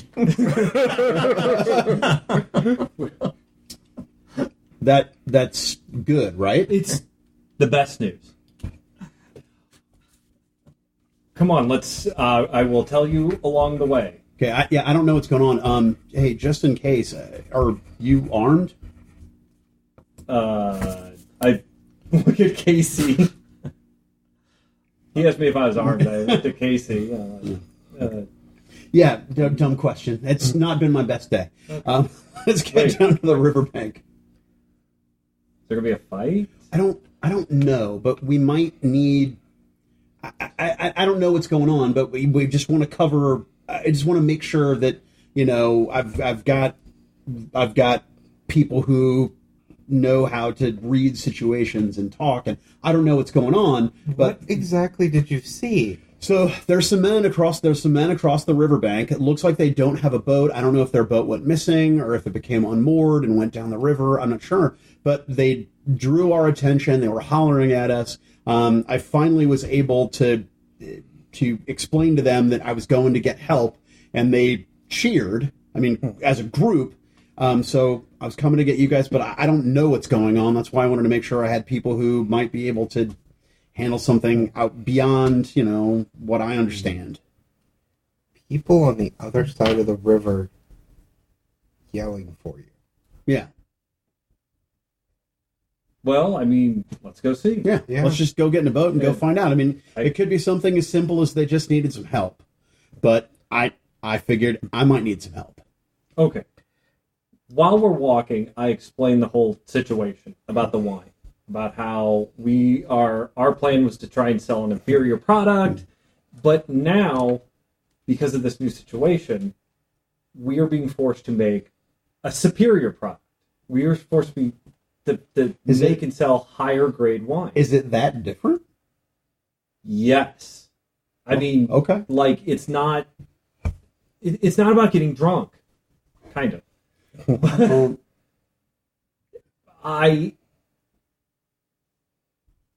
You ever had a really good piece of apple pie? Mm-hmm. You ever had a really crappy piece of apple pie? Mm-hmm. Which would you rather buy? The good one? Would you pay more for the good one? Well, yeah. Now, put that same concept to wine. Yeah, It's but- like the fancy water versus the stuff that we drink.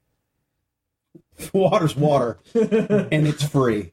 Not if you buy the fancy kind. So, anyway, there's a lot of people with a lot of money in St. Louis. We could start making deals with distributors. Here. You're talking about making this better wine with with your family's grapes, my family's equipment, and this person from Defiance's know-how. Huh. Well, that's funny, ain't it? I know. We You have know what you'll have sampled. to deal with? The person from Defiance is going to want to make their wine. I bet your dad can make better.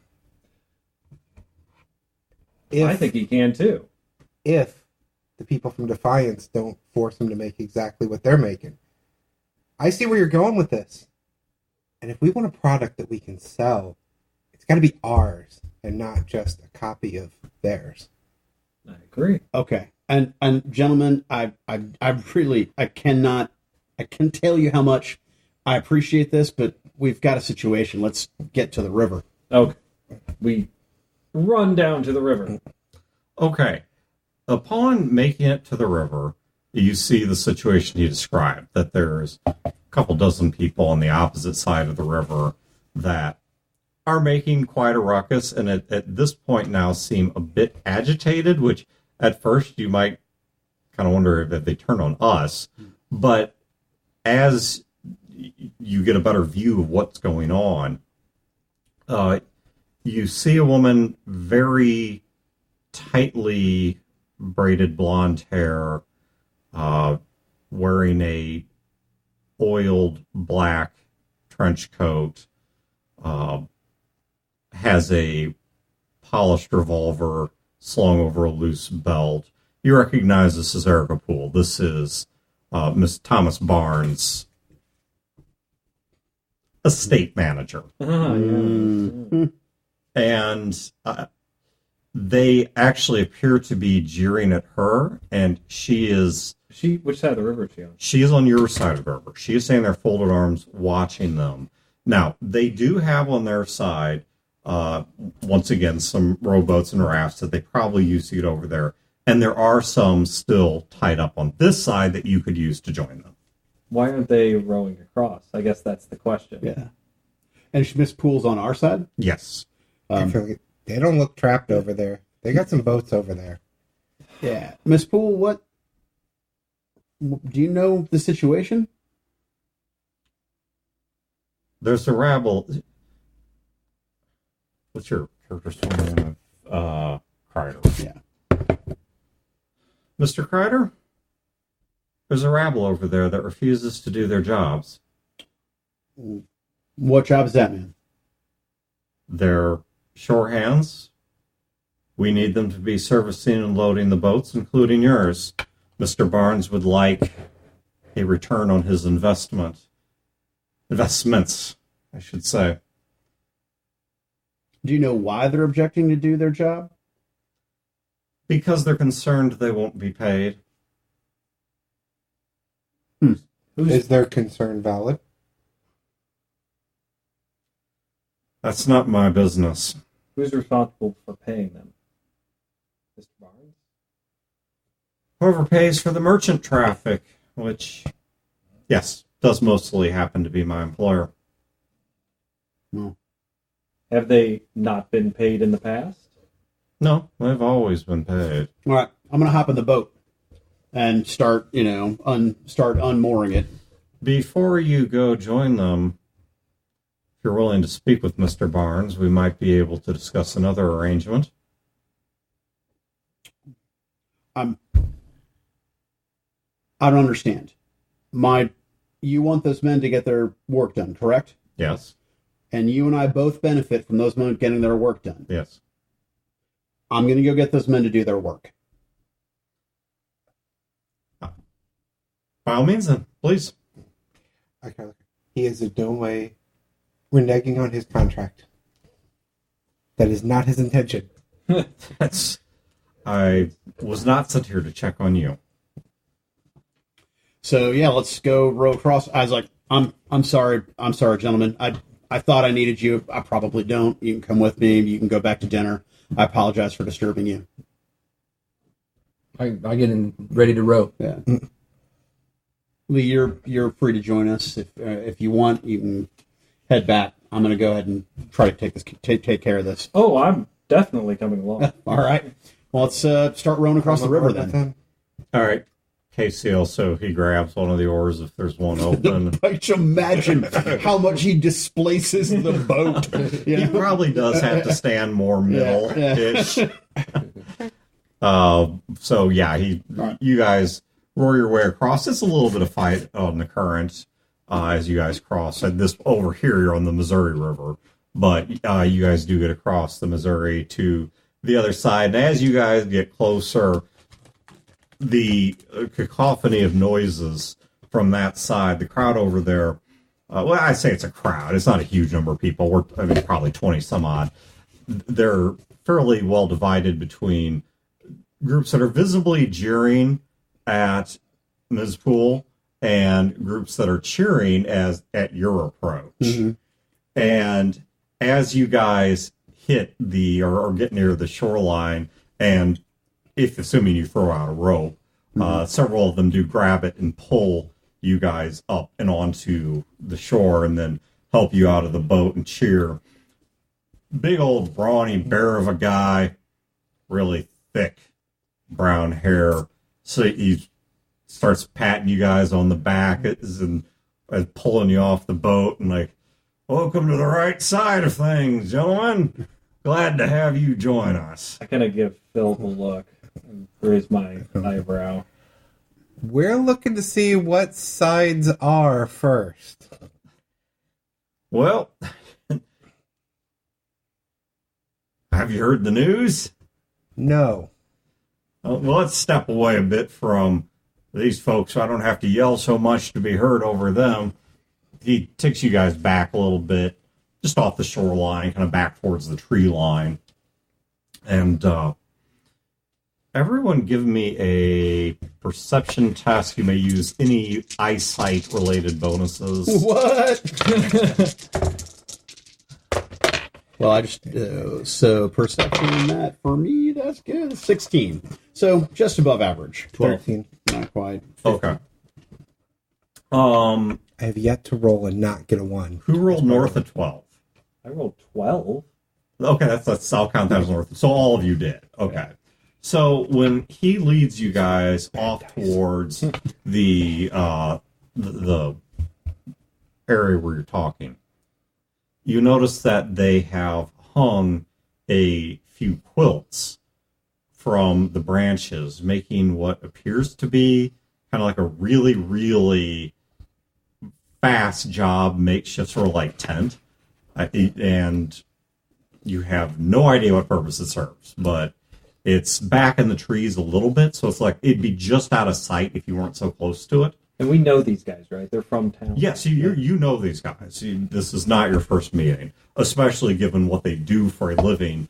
They load the boat that you guys bring in. They handle loading it. They handle, oftentimes they'll help you with repairs on it, things on like that. This is what they do. So, and yes, loading, unloading. These are not strangers to you. In fact, the guy you're talking to right now, if you want a name for him, his name is Leland Crawford, if you want a full name. But his name is Leland. So have you guys heard the news? No, Mr. Crawford, that's why we came over.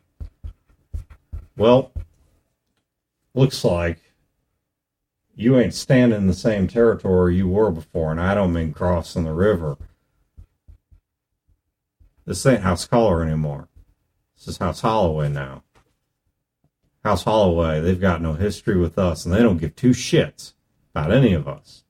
Now, I don't know how much that affects you, but that's why I appreciate you coming over here to support us, to stand in solidarity with us on this matter. Because Lee walks a few feet away and kind of leans against a tree, and he takes out his sketchbook and a pin, looks like a fountain pen, and it's like white, and he's just like looking up, and it looks like he's sketching a bird. okay. What is the matter? The matter is, your boat may be the last one going out of here with any cargo for quite some time. Now, here's the problem with that. If we don't send cargo out, then boats might come in, but ain't nobody in town going to have any money to buy anything that's on them.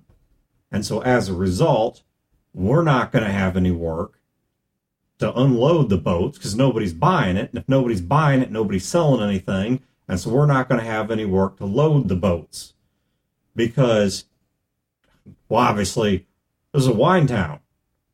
I mean, we make other things. Family farm, I mean, big co-op family farm here, owned by your family, Mr. Carstairs. Yeah.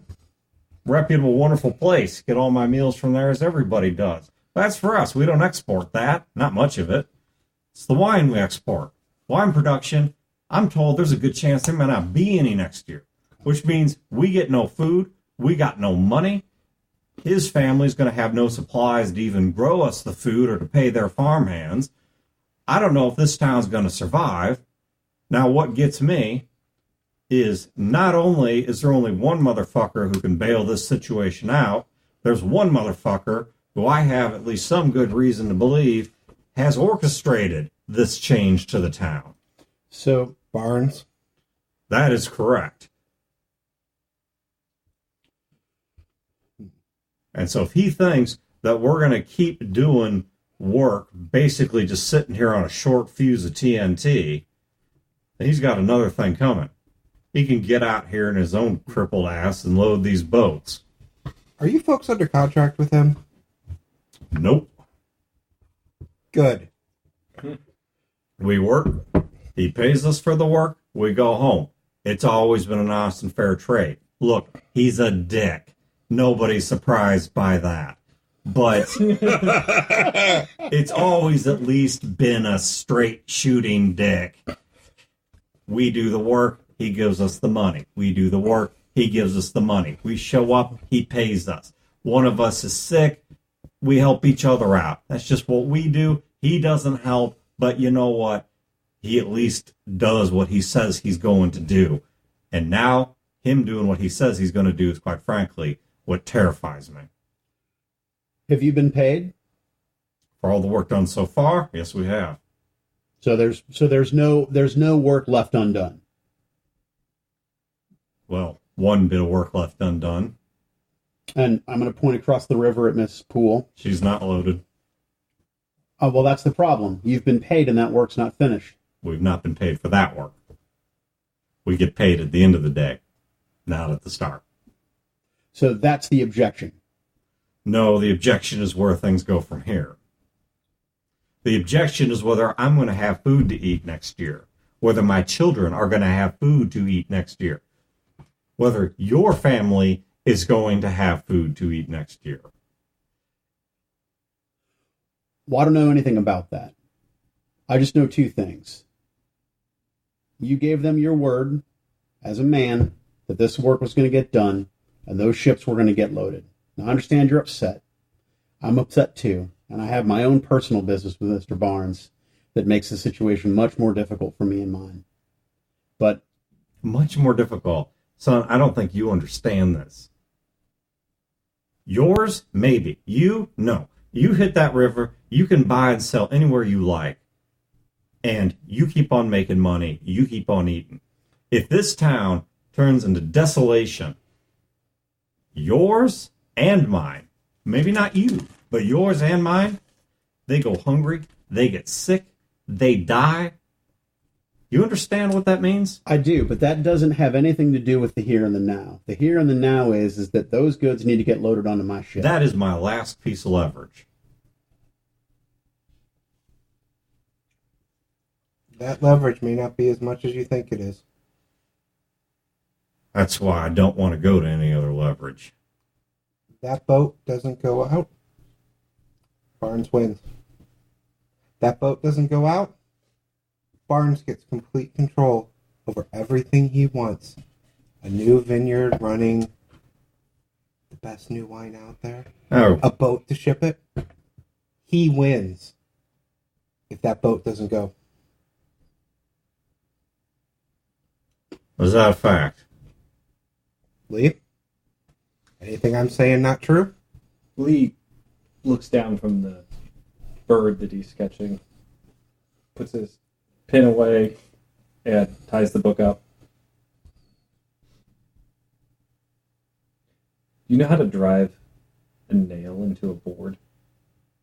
Of course. Do your boys know how to do that? Do they know how to saw and plane? I kind of smile.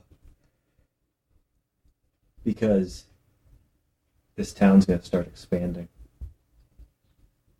And we're going to need all the strong laborers we can get. The town expands. Money flows. People eat. I appreciate what you're trying to say, but We're not trying that's not something that's going to feed me this winter or next spring. Right? I need money. I need food. I mean, this is not a complex. There's no difficulty and nuance to this. We've been told there's a good chance, there's a year, we don't get paid. Now, if this town expands, great. That'll be wonderful work. How does that do for me? My kids are going hungry. What season is this right now? It's early fall. Actually, it's just before. Well, no, fall, September 21st, right? Yeah, it's early fall. Yeah, out of character, do we have, like, how much money do we have? Yeah, I forgot to have you guys do it. Everyone roll 46 and put that down as silver coins.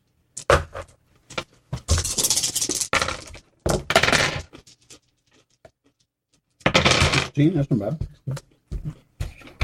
12, 13. Well, looks like Motimer doesn't know how to buy things. They keep giving me money. I don't know why. You have no idea what to do with it. You steal everything you need, so I need the coins for.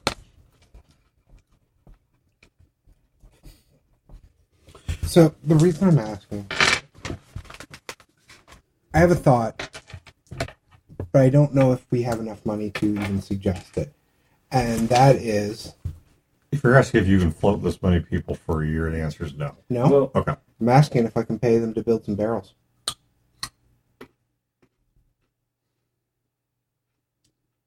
Yes, you do. You do have enough for that. Not short-term work, Right. but Look, I don't know what's going to happen here long term, but I know short term, there's some wine that's just going to be dumped out if it's not sold. And if it's sold, it's money coming back into the town. Now, the problem is, they need those barrels. How about we can get some of your men back to work to load our ship? We can pay you for some barrels. I'm sure your men can build. Just said you can drive a nail. You can build us some barrels. We can take that wine out of here that they have no claim on it anymore. They wanted it dumped out. That's free money that can come back to this town. Keep this town running until we get the good stuff going. Consider it an investment in the town. Mm-hmm. Mr. Carstairs, I appreciate what you're trying to do. We build those barrels. You say you can pay us to do that, and I take you at your word. You've always been an honest man. We build those barrels. We take that wine. We've got no means of transporting it anywhere to sell it. We do. Right. On the boat. We're planning on going to St. Louis. Our current cargo is less than a pound worth of letters and a small box full of glass bottles. We want to fill up our cargo hold. And Mr. McCormick, you're telling me your parents are going to just dump that wine out. We go and take it. It's free. To give to you to sell on our behalf, on consignment, to bring back the money to us. He takes out a different notebook. He opens it up. Would you like me to write that contract up? Sure. Over the next 20 minutes, Lee writes out the contract, negotiates prices and terms with him Okay. for him and his people.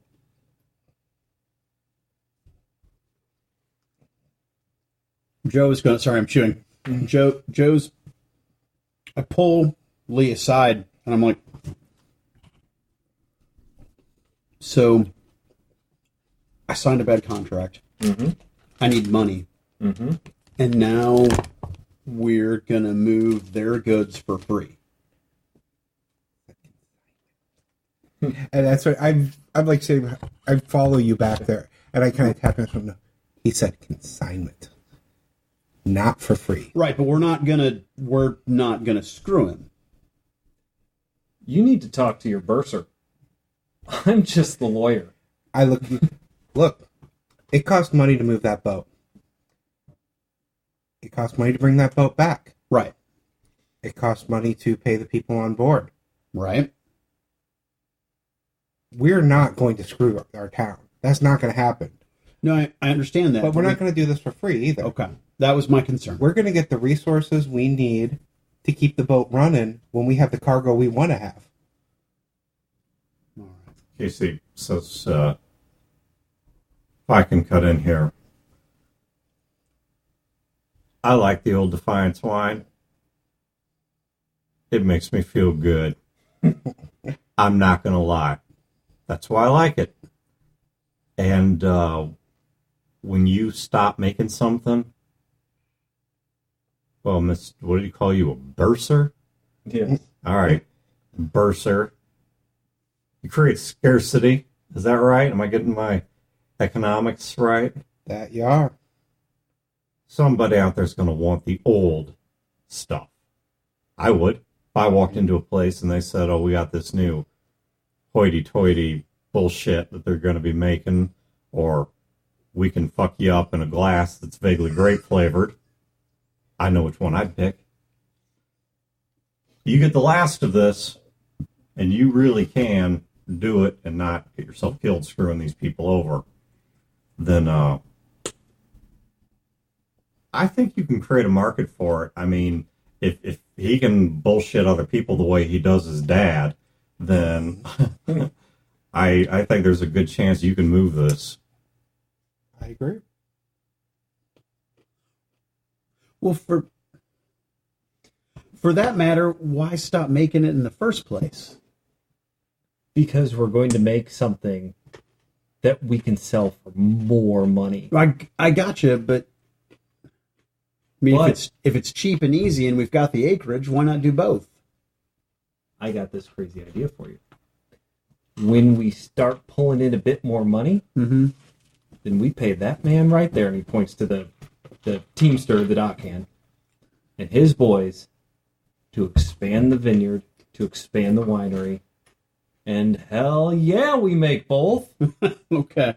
If somebody's standing there and they've got a bag full of scrap and they say, I want this, well, better fucking believe we're going to make that and give it to them.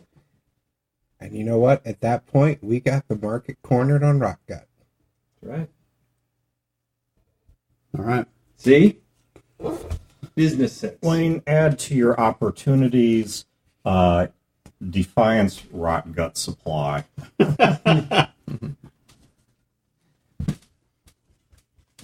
So now what we've got to do is convince Mr. Crawford that he can survive. Herman Rot Gut Supply, right?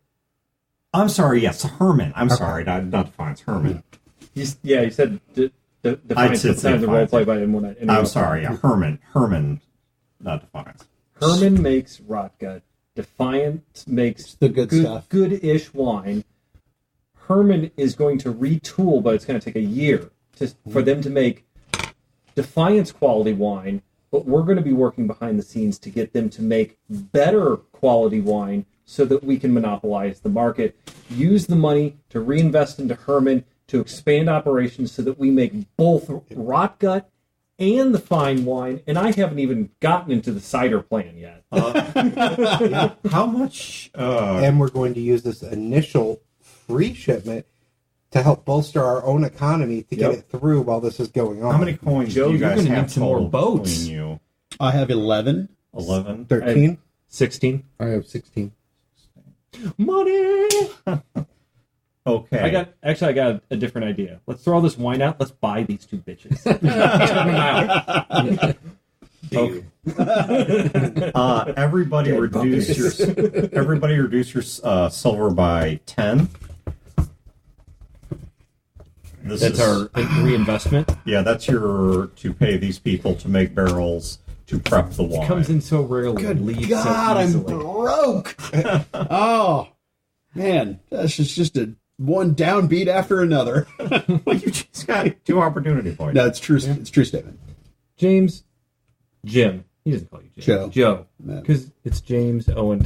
Yeah, J-O, Joe. Joe, I got Yeah. you. Okay. Joe. Wealth is not the accumulation of money. Wealth is having it flow around.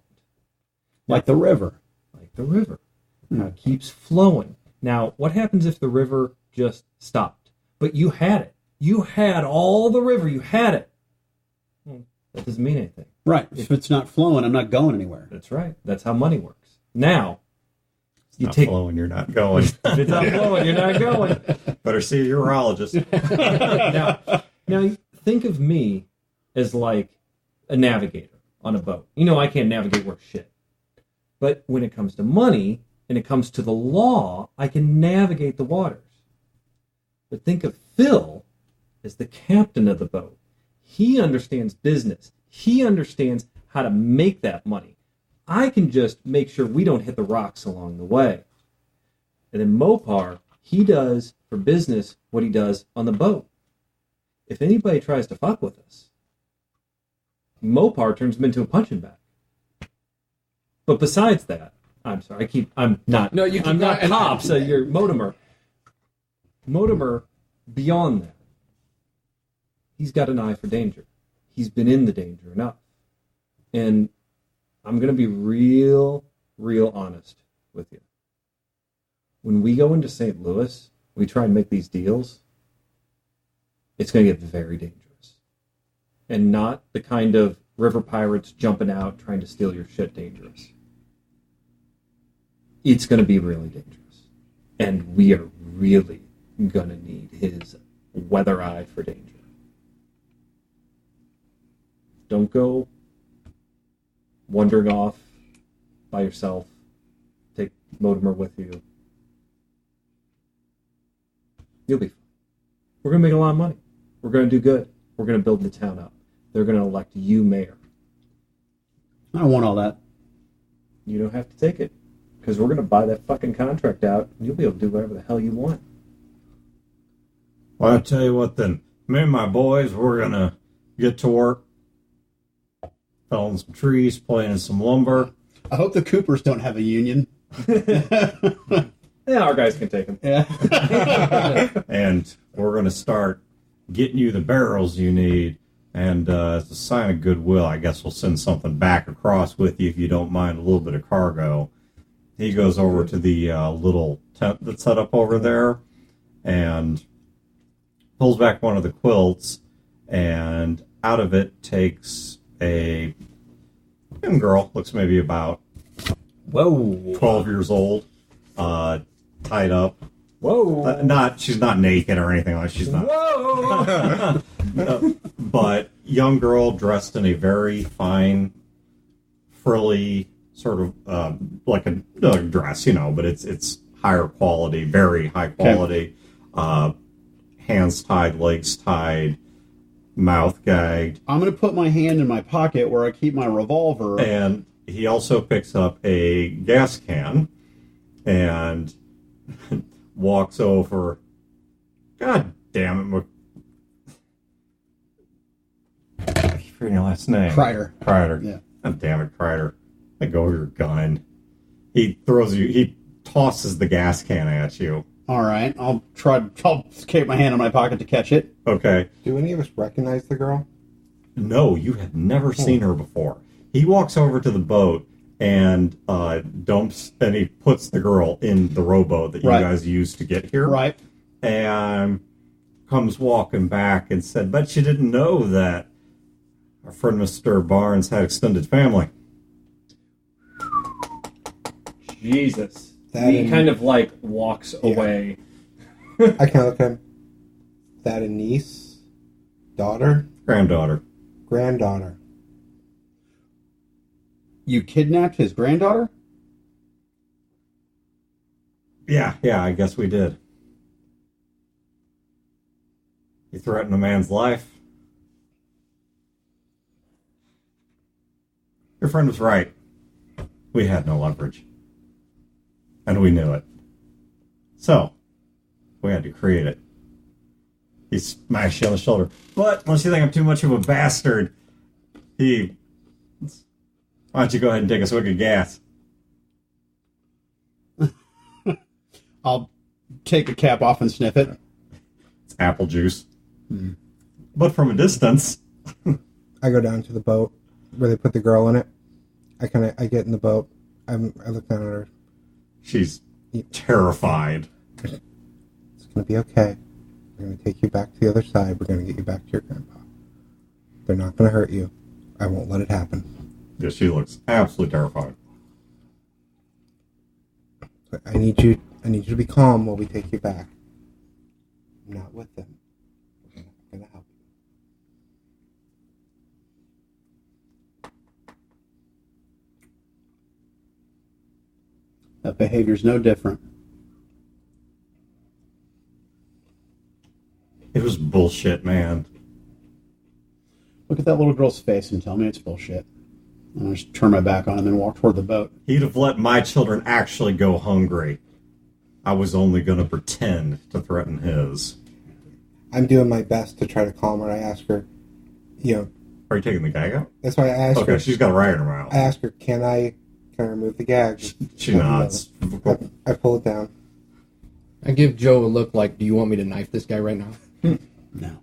Yeah, the only thing you see is that Casey's he's not making any threatening moves. He's just more kind of watching for cues of what the call's going to be. No. I've got a little sister. She's older than you. Yeah, she is. I would be very angry if anything happened to her. I'm not going to let anything happen to you. I've seen her. I pull out my knife and I cut her feet loose. From her body. This is how you really deal with it. Now you ain't running nowhere. There's a telescope in my room. I see a lot of the town. I think I know who your sister is. I see you with her. We have a constable area, right? We have a police force or some sort of law enforcement. Yeah, it's two guys. Their name is Smith and Wesson. There's a mayor. All right.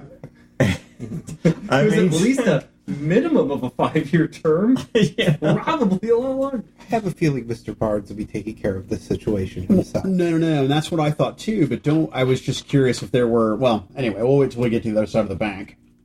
Because obviously, Poole is still there, waiting, correct? Yes, when you get to do you guys return to the opposite side of the bank? I just stare at Mr. Crawford until Joe says no, and then I turn and walk away. Okay. Yeah, I finish. For your hands, get her as calm as can be. I'm sure she probably calms down a little bit more once we're off the shore, away from them. But. Yeah, well, and she does look at them, and when she looks at Poole, you can't imagine anyone having this reaction to Erica Poole, but this kind of she looks reassured. She looks genuinely reassured, and said you can not imagine anyone ever encountering this woman and having that look on her face. So And when we get to the other side, Miss Poole, I trust you can get her home safely.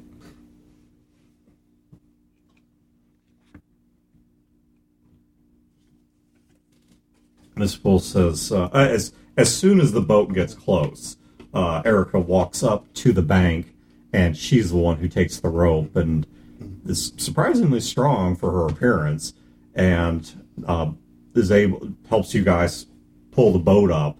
And as soon as it's hit any amount of land, such that's not going to drift off, she quickly ties it down and then grabs the little girl, puts her on her feet, and gets down. She's like, "Are you okay?" She shakes her head, yes. "Did they do anything to hurt you?" And she kind of thinks for a moment, then shakes her head no, and she turns her head either direction, like looking her over for wounds, and then says, That's when I say, is I trust you can get her home safely. "I will." And I don't know if it's what you wanted or not, but I'll be sure Mr. Barnes knows who got her back. All I care about is that little girl gets home safe. And she begins escorting her off towards the hermit house on the hill. Across the riverbank, you guys hear the crack of a tree falling. That's awesome. All right.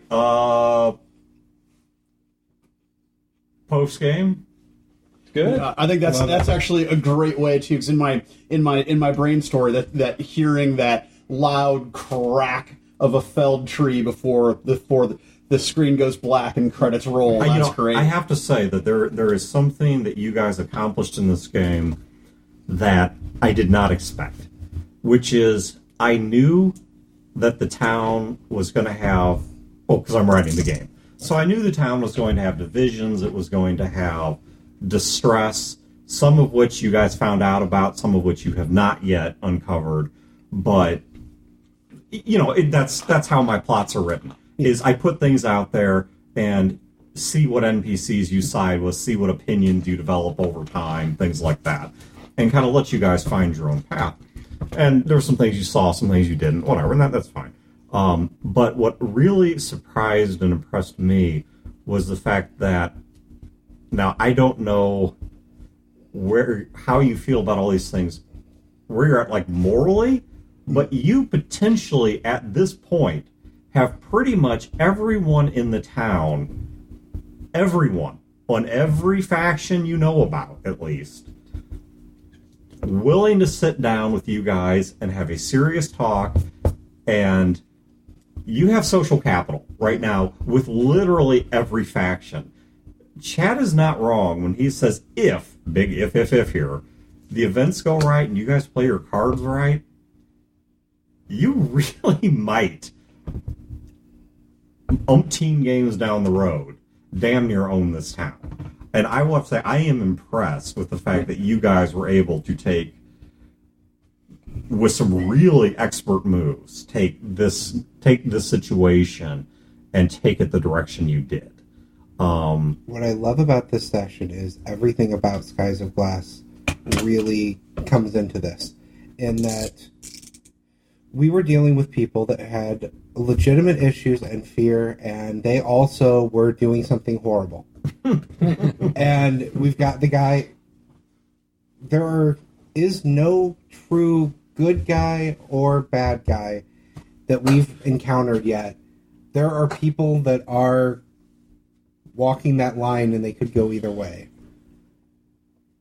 Yeah, when they pulled that little, of course, my brain, when you said tent, my brain, of course, went into the darkest of places, right? Mm-hmm. And then when they pulled that little girl out, literally, I had to put my hand in my pocket for my gun, because I was like, if they touch this little girl, I'm going to ruin this fucking game. Well, and I had to, or improve it. Yeah. when I was writing the game, I had to think about that, because there have been a few times in the past actually only really one time, where I was running Skies of Glass for people that were not 100% prepared for it to go all the way. Mm-hmm. And especially now that this is an actual play, where there's obviously X number of audience members listening, I really had to decide, both from a metagame and an in-character standpoint, how far did I want them to go?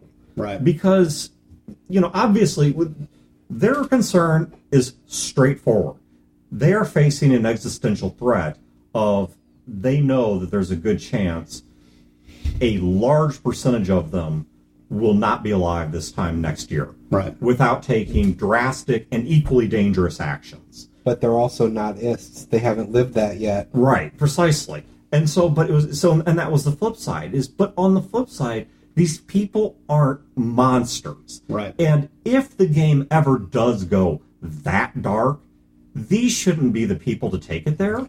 Plus, at that point, they would lose any sympathetic traits Right. if they actually poured gasoline on a girl and lit her on fire. Yeah. So I was trying to think, how would they get what they want? So if you want some GMing behind the screens, I was trying to think, because, these people don't spring from the earth. They have motivations.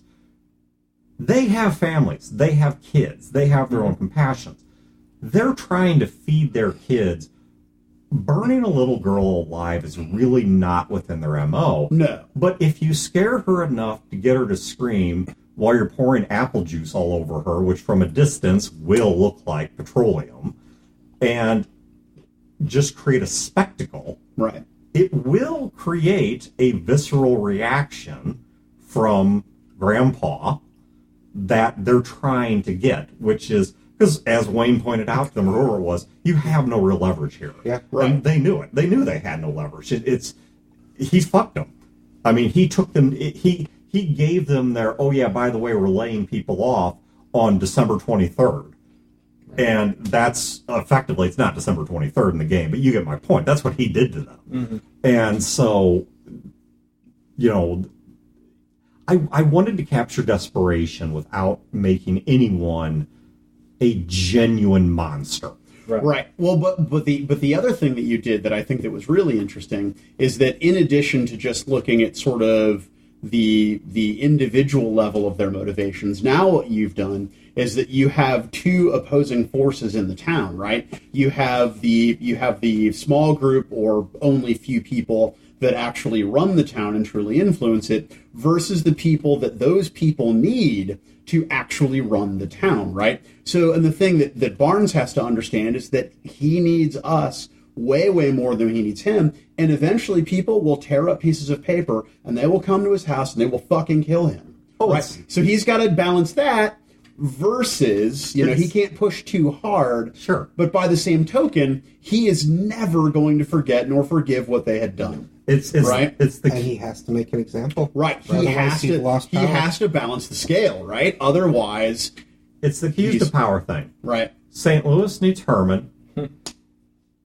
Herman is run, at least so far from what you've seen, by two main forces, which is the man that holds the money bags and the people that protect him politically and militarily, which you don't know how well. You don't know how hard they'll work to keep him in power. Right. But at least in theory, which is St. Louis, because St. Louis needs Herman to operate, he's making St. Louis operate.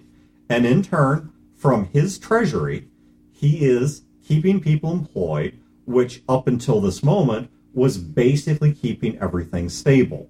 And what destabilized this, obviously, is the changing of hands and the changing of the town's major export, which has put the town into a state of great uncertainty over the next year.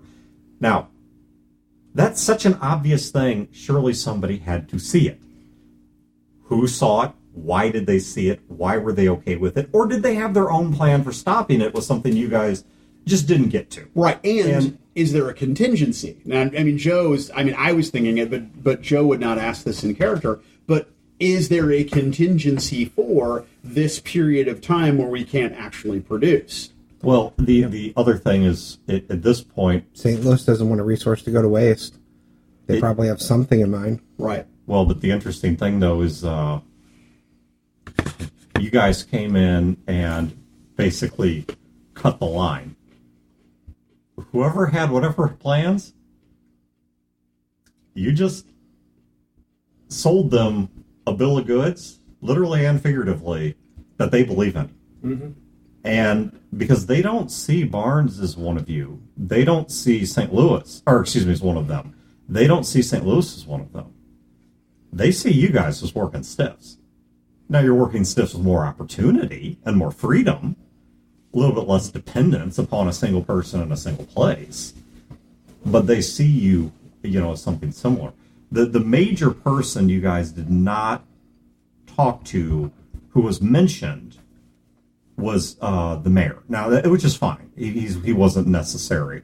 But he was a lever you could have pulled. He was a button you could have pushed if you guys wanted to try to work things from another angle. But I guess I'll stop soapboxing and put it back to you guys. So, how did you feel about the overall flow of the game, start to finish? Because it went through some kind of distinct acts. Like, you kind of had the Everybody's in St. Louis and role-playing act, and then you had the sort of, okay, let's get a plan together act, and then you had, I guess we'll call it the climax act of the I guess it's more of a strike than a riot. A labor action. It was yes, sure. A labor action. Yes. And to solidify the plan as part of that. Yeah.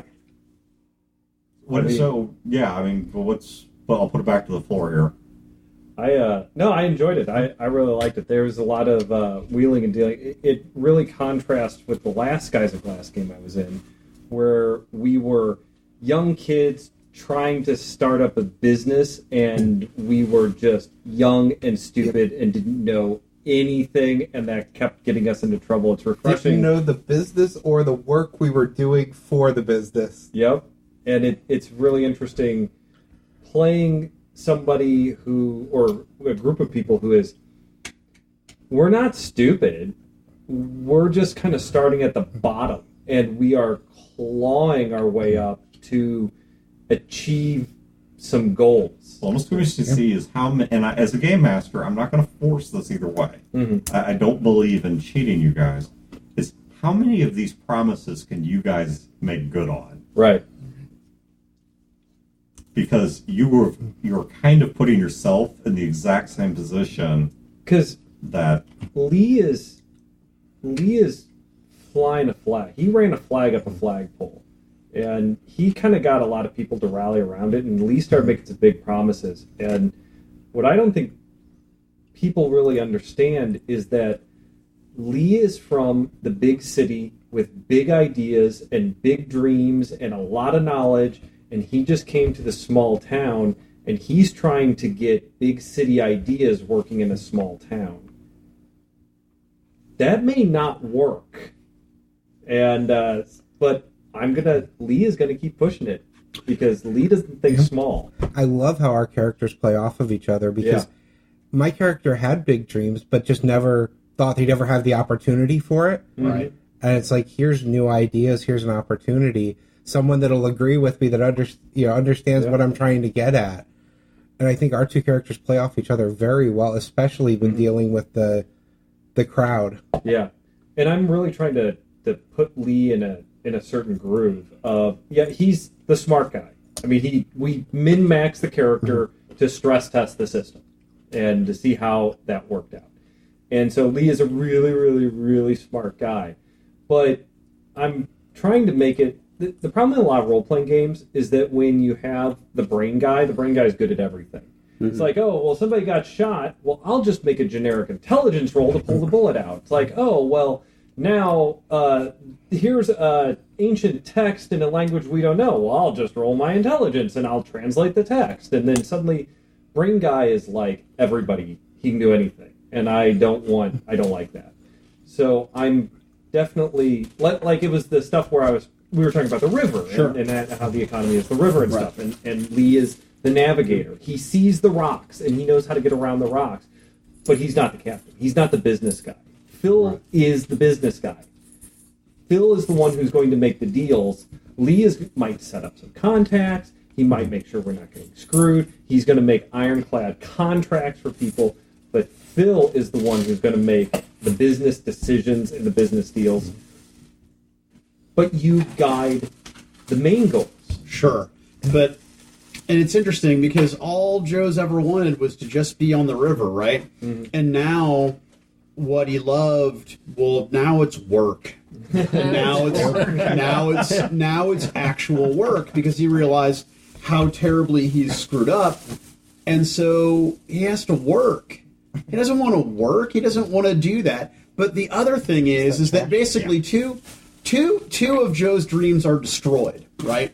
Mm-hmm. One, his butt. His delusion that his dream that people are generally decent, right? Mm-hmm. And that people are generally good. Oh, good heavens, are you in the wrong game? Right. but that's the thing is that I've never played the game before, and so I sort of wanted to come at it from that perspective, right? And so learning that Barnes took advantage of me And then we tried to resolve something, and I really thought that I could go over and I could appeal to these men and their decent nature and say, look, you are paid for a day's work, do your job. And they're like, oh, well, actually, we kidnapped the old man's granddaughter, and we're threatening to douse her in gasoline and light her on fire. I'm like, what the hell? You said you're going to do a thing, right? And they pissed me off because they didn't do the thing they said they were going to do, and Barnes didn't do the thing that he said he was going to do, and that breaks my heart. It just breaks my heart. And now I have to bust my ass with the thing that I love has now become my job, and that is just, it's made him a sad panda. And what diffused the whole situation? That damn business stuff. Yeah. I don't care. I just want to be on the river. And that's what's going to be interesting is the juxtaposition once we're actually on the river. My character's useless on the river. In fact, I'm beyond useless. I am a liability on the river. That's true. But that's one of the I thought about hitting you back later in the game, and then I cheated and I looked over at your character's body and I was like, "There's no way I'm hitting him." I will break his neck. No, I would not do that. But he slapped me, man. I was like, "God damn it! Every game, am I going to get slapped?" Lee's big concern was, like, why he slapped you was, one, he was angry. Right. He was angry because the situation you put him in, his parents in, but he also understands. And it didn't hurt that much to begin with. Right. He understands that you got taken advantage of. It's not really your fault, but he's really angry. Sure. But his other concern is that Joe is going to, like, fall into depression and guilt of this sort of... Well, right, because you remember that look on Pop's face. Yeah. Right? Like, that was what was running through my mind, is what was that look on Pop's face when he told us all to, get off the boat, and he takes the boat back out into the river, and I'm like, what is going on, right? To see that something brought him so low, and that the possibility that I could make such a tremendous mistake as well, Yeah.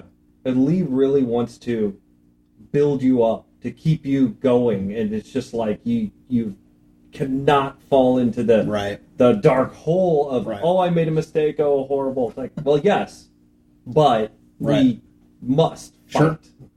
So Broder, question for you specifically, because there was something you said you wanted out of this game that I doubt you got out of the second or third act, but I tried to accomplish in the first act, which is you said you wanted the boat to stop places long enough that you could develop a sense of community. No, it's great. Well, and I wanted to have a sense of home, right?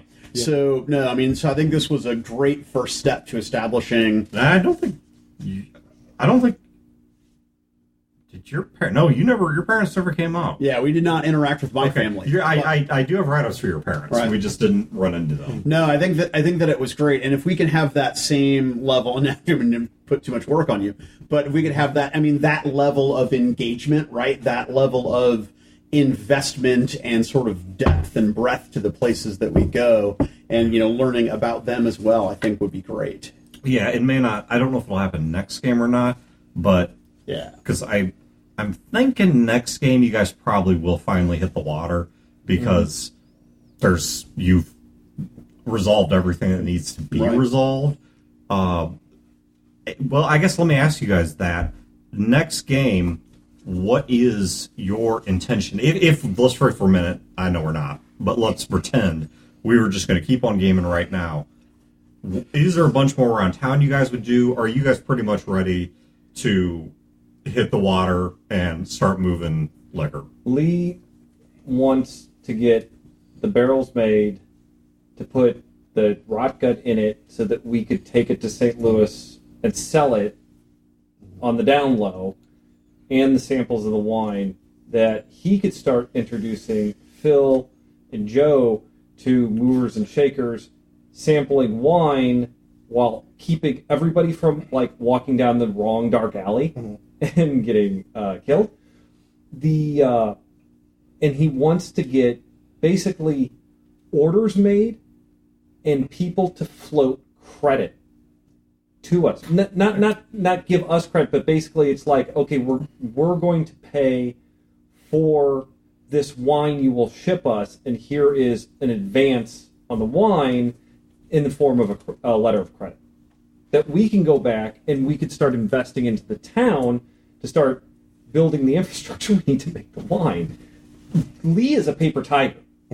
And if everything works, it's going to be great. If everything falls apart, your little snafu with the contract is going to be nothing to Lee's flaming out and just letting everybody in this town down. But he doesn't even... That's not even on his radar as a possibility. Mm-hmm. Eric, I don't think we've heard a damn thing from you. Dead puppies. Dead puppies. Motomar's... He's over here, he's not wearing any pants. It's all business, baby.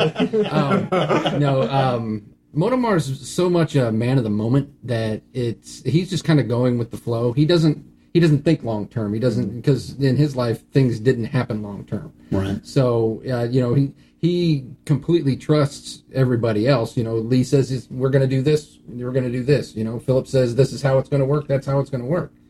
So as competent as your guys are in the city, that's actually my incompetence is urban life. So I have no clue what's going on around me. So that's why he just is kind of like this fixture on the wall for the most part. That's going to be amazing because Lee doesn't understand that. And so when you have to go off, he's going to suggest Mortimer go with you to protect you. Yeah. So and like the awesome. The subtleties of slights and things like that he doesn't get. So he's very much he looks to the others for cues. That's why at the end he was looking at Joe going, am I supposed to kill this guy? I don't really know. And if Joe would have just said, yeah, do it, he would have done it because that's exactly what he's a dog on a leash. That's I what gotta tell you, that scares me. I mean, in character, that scares because that's uncomfortable. That's an ugly world. It's ugly. Yes, it is. And this is the nice area. I know. Yeah, you haven't seen the ugly side of this world yet. Yeah, my character knew enough to know that. Well, he obviously was very focused on the little girl. Reminded him of his younger sister when she was that age. So he was all about getting her safely and protected. He also knew there were a lot of men on this side. If you go to shoot one, you're not going to shoot them all. Yeah. So he wasn't going to start anything. Yeah. No, I'm with you. I recognize that, but you can't. I don't know. I mean, and there's just something that your character is more emotionally driven than mine. Typically. For sure. Mine is a facts and figures kind of person, right? Who's calculating. Yeah, you don't tie up little girls, and you don't hurt them. It's not right, and it needs to be dealt with. Lee was not bothered by the little girl thing, and when the apple juice thing was revealed, his thought was, rookie mistake. Should have been gasoline. If you're going to do that, take it all the way. Because he's seen some darkness in St. Louis. Oh, yeah. And so it's just like, this is amateur hour over here. I liked how... Which is bad. I mean, that's not a good thing. It's not like, oh, Lee's so cool. No, I mean, he's been twisted. Yeah, he's lost a little bit of his confidence. I like how that situation hit different buttons. Mm-hmm. My character has a sister that's just, they care so much about. That's the button it hit for him. Your character, these people aren't as nice as I thought they were. Right. Mortimer's ready to kill him if he says go. That's it. And also shows a point of vulnerability to Mr. Barnes. I mean, his family can be got. Yeah. Right. And so, that's, Mortimer wouldn't think of this, but that's the first thing I thought of was if somebody's pushing some buttons behind the scenes, they've just exposed a weakness. Mm-hmm. And your background, mental note about it. Well, and your background, yes, a weakness is a weak point in the walls around a town or a place where the guards aren't. It's not something like somebody has a family member they're hiding. Right. You didn't work in those levels of politics. No. And so, but yeah, from an out of character standpoint, yeah, I see exactly what you're saying. Cool. Well, I guess that's where we'll go ahead and cut this one off. So, for everyone who's listening, I hope you enjoyed that, and we will catch you guys at the next game. So, are you going to post online the note cards we were passing back and forth? No, because those should be a surprise to the listeners Listener. as much as the players. Okie doke. We were just saying hi. I Sure. was like, do you like butts? Yes. Yes. No. Check yes or no.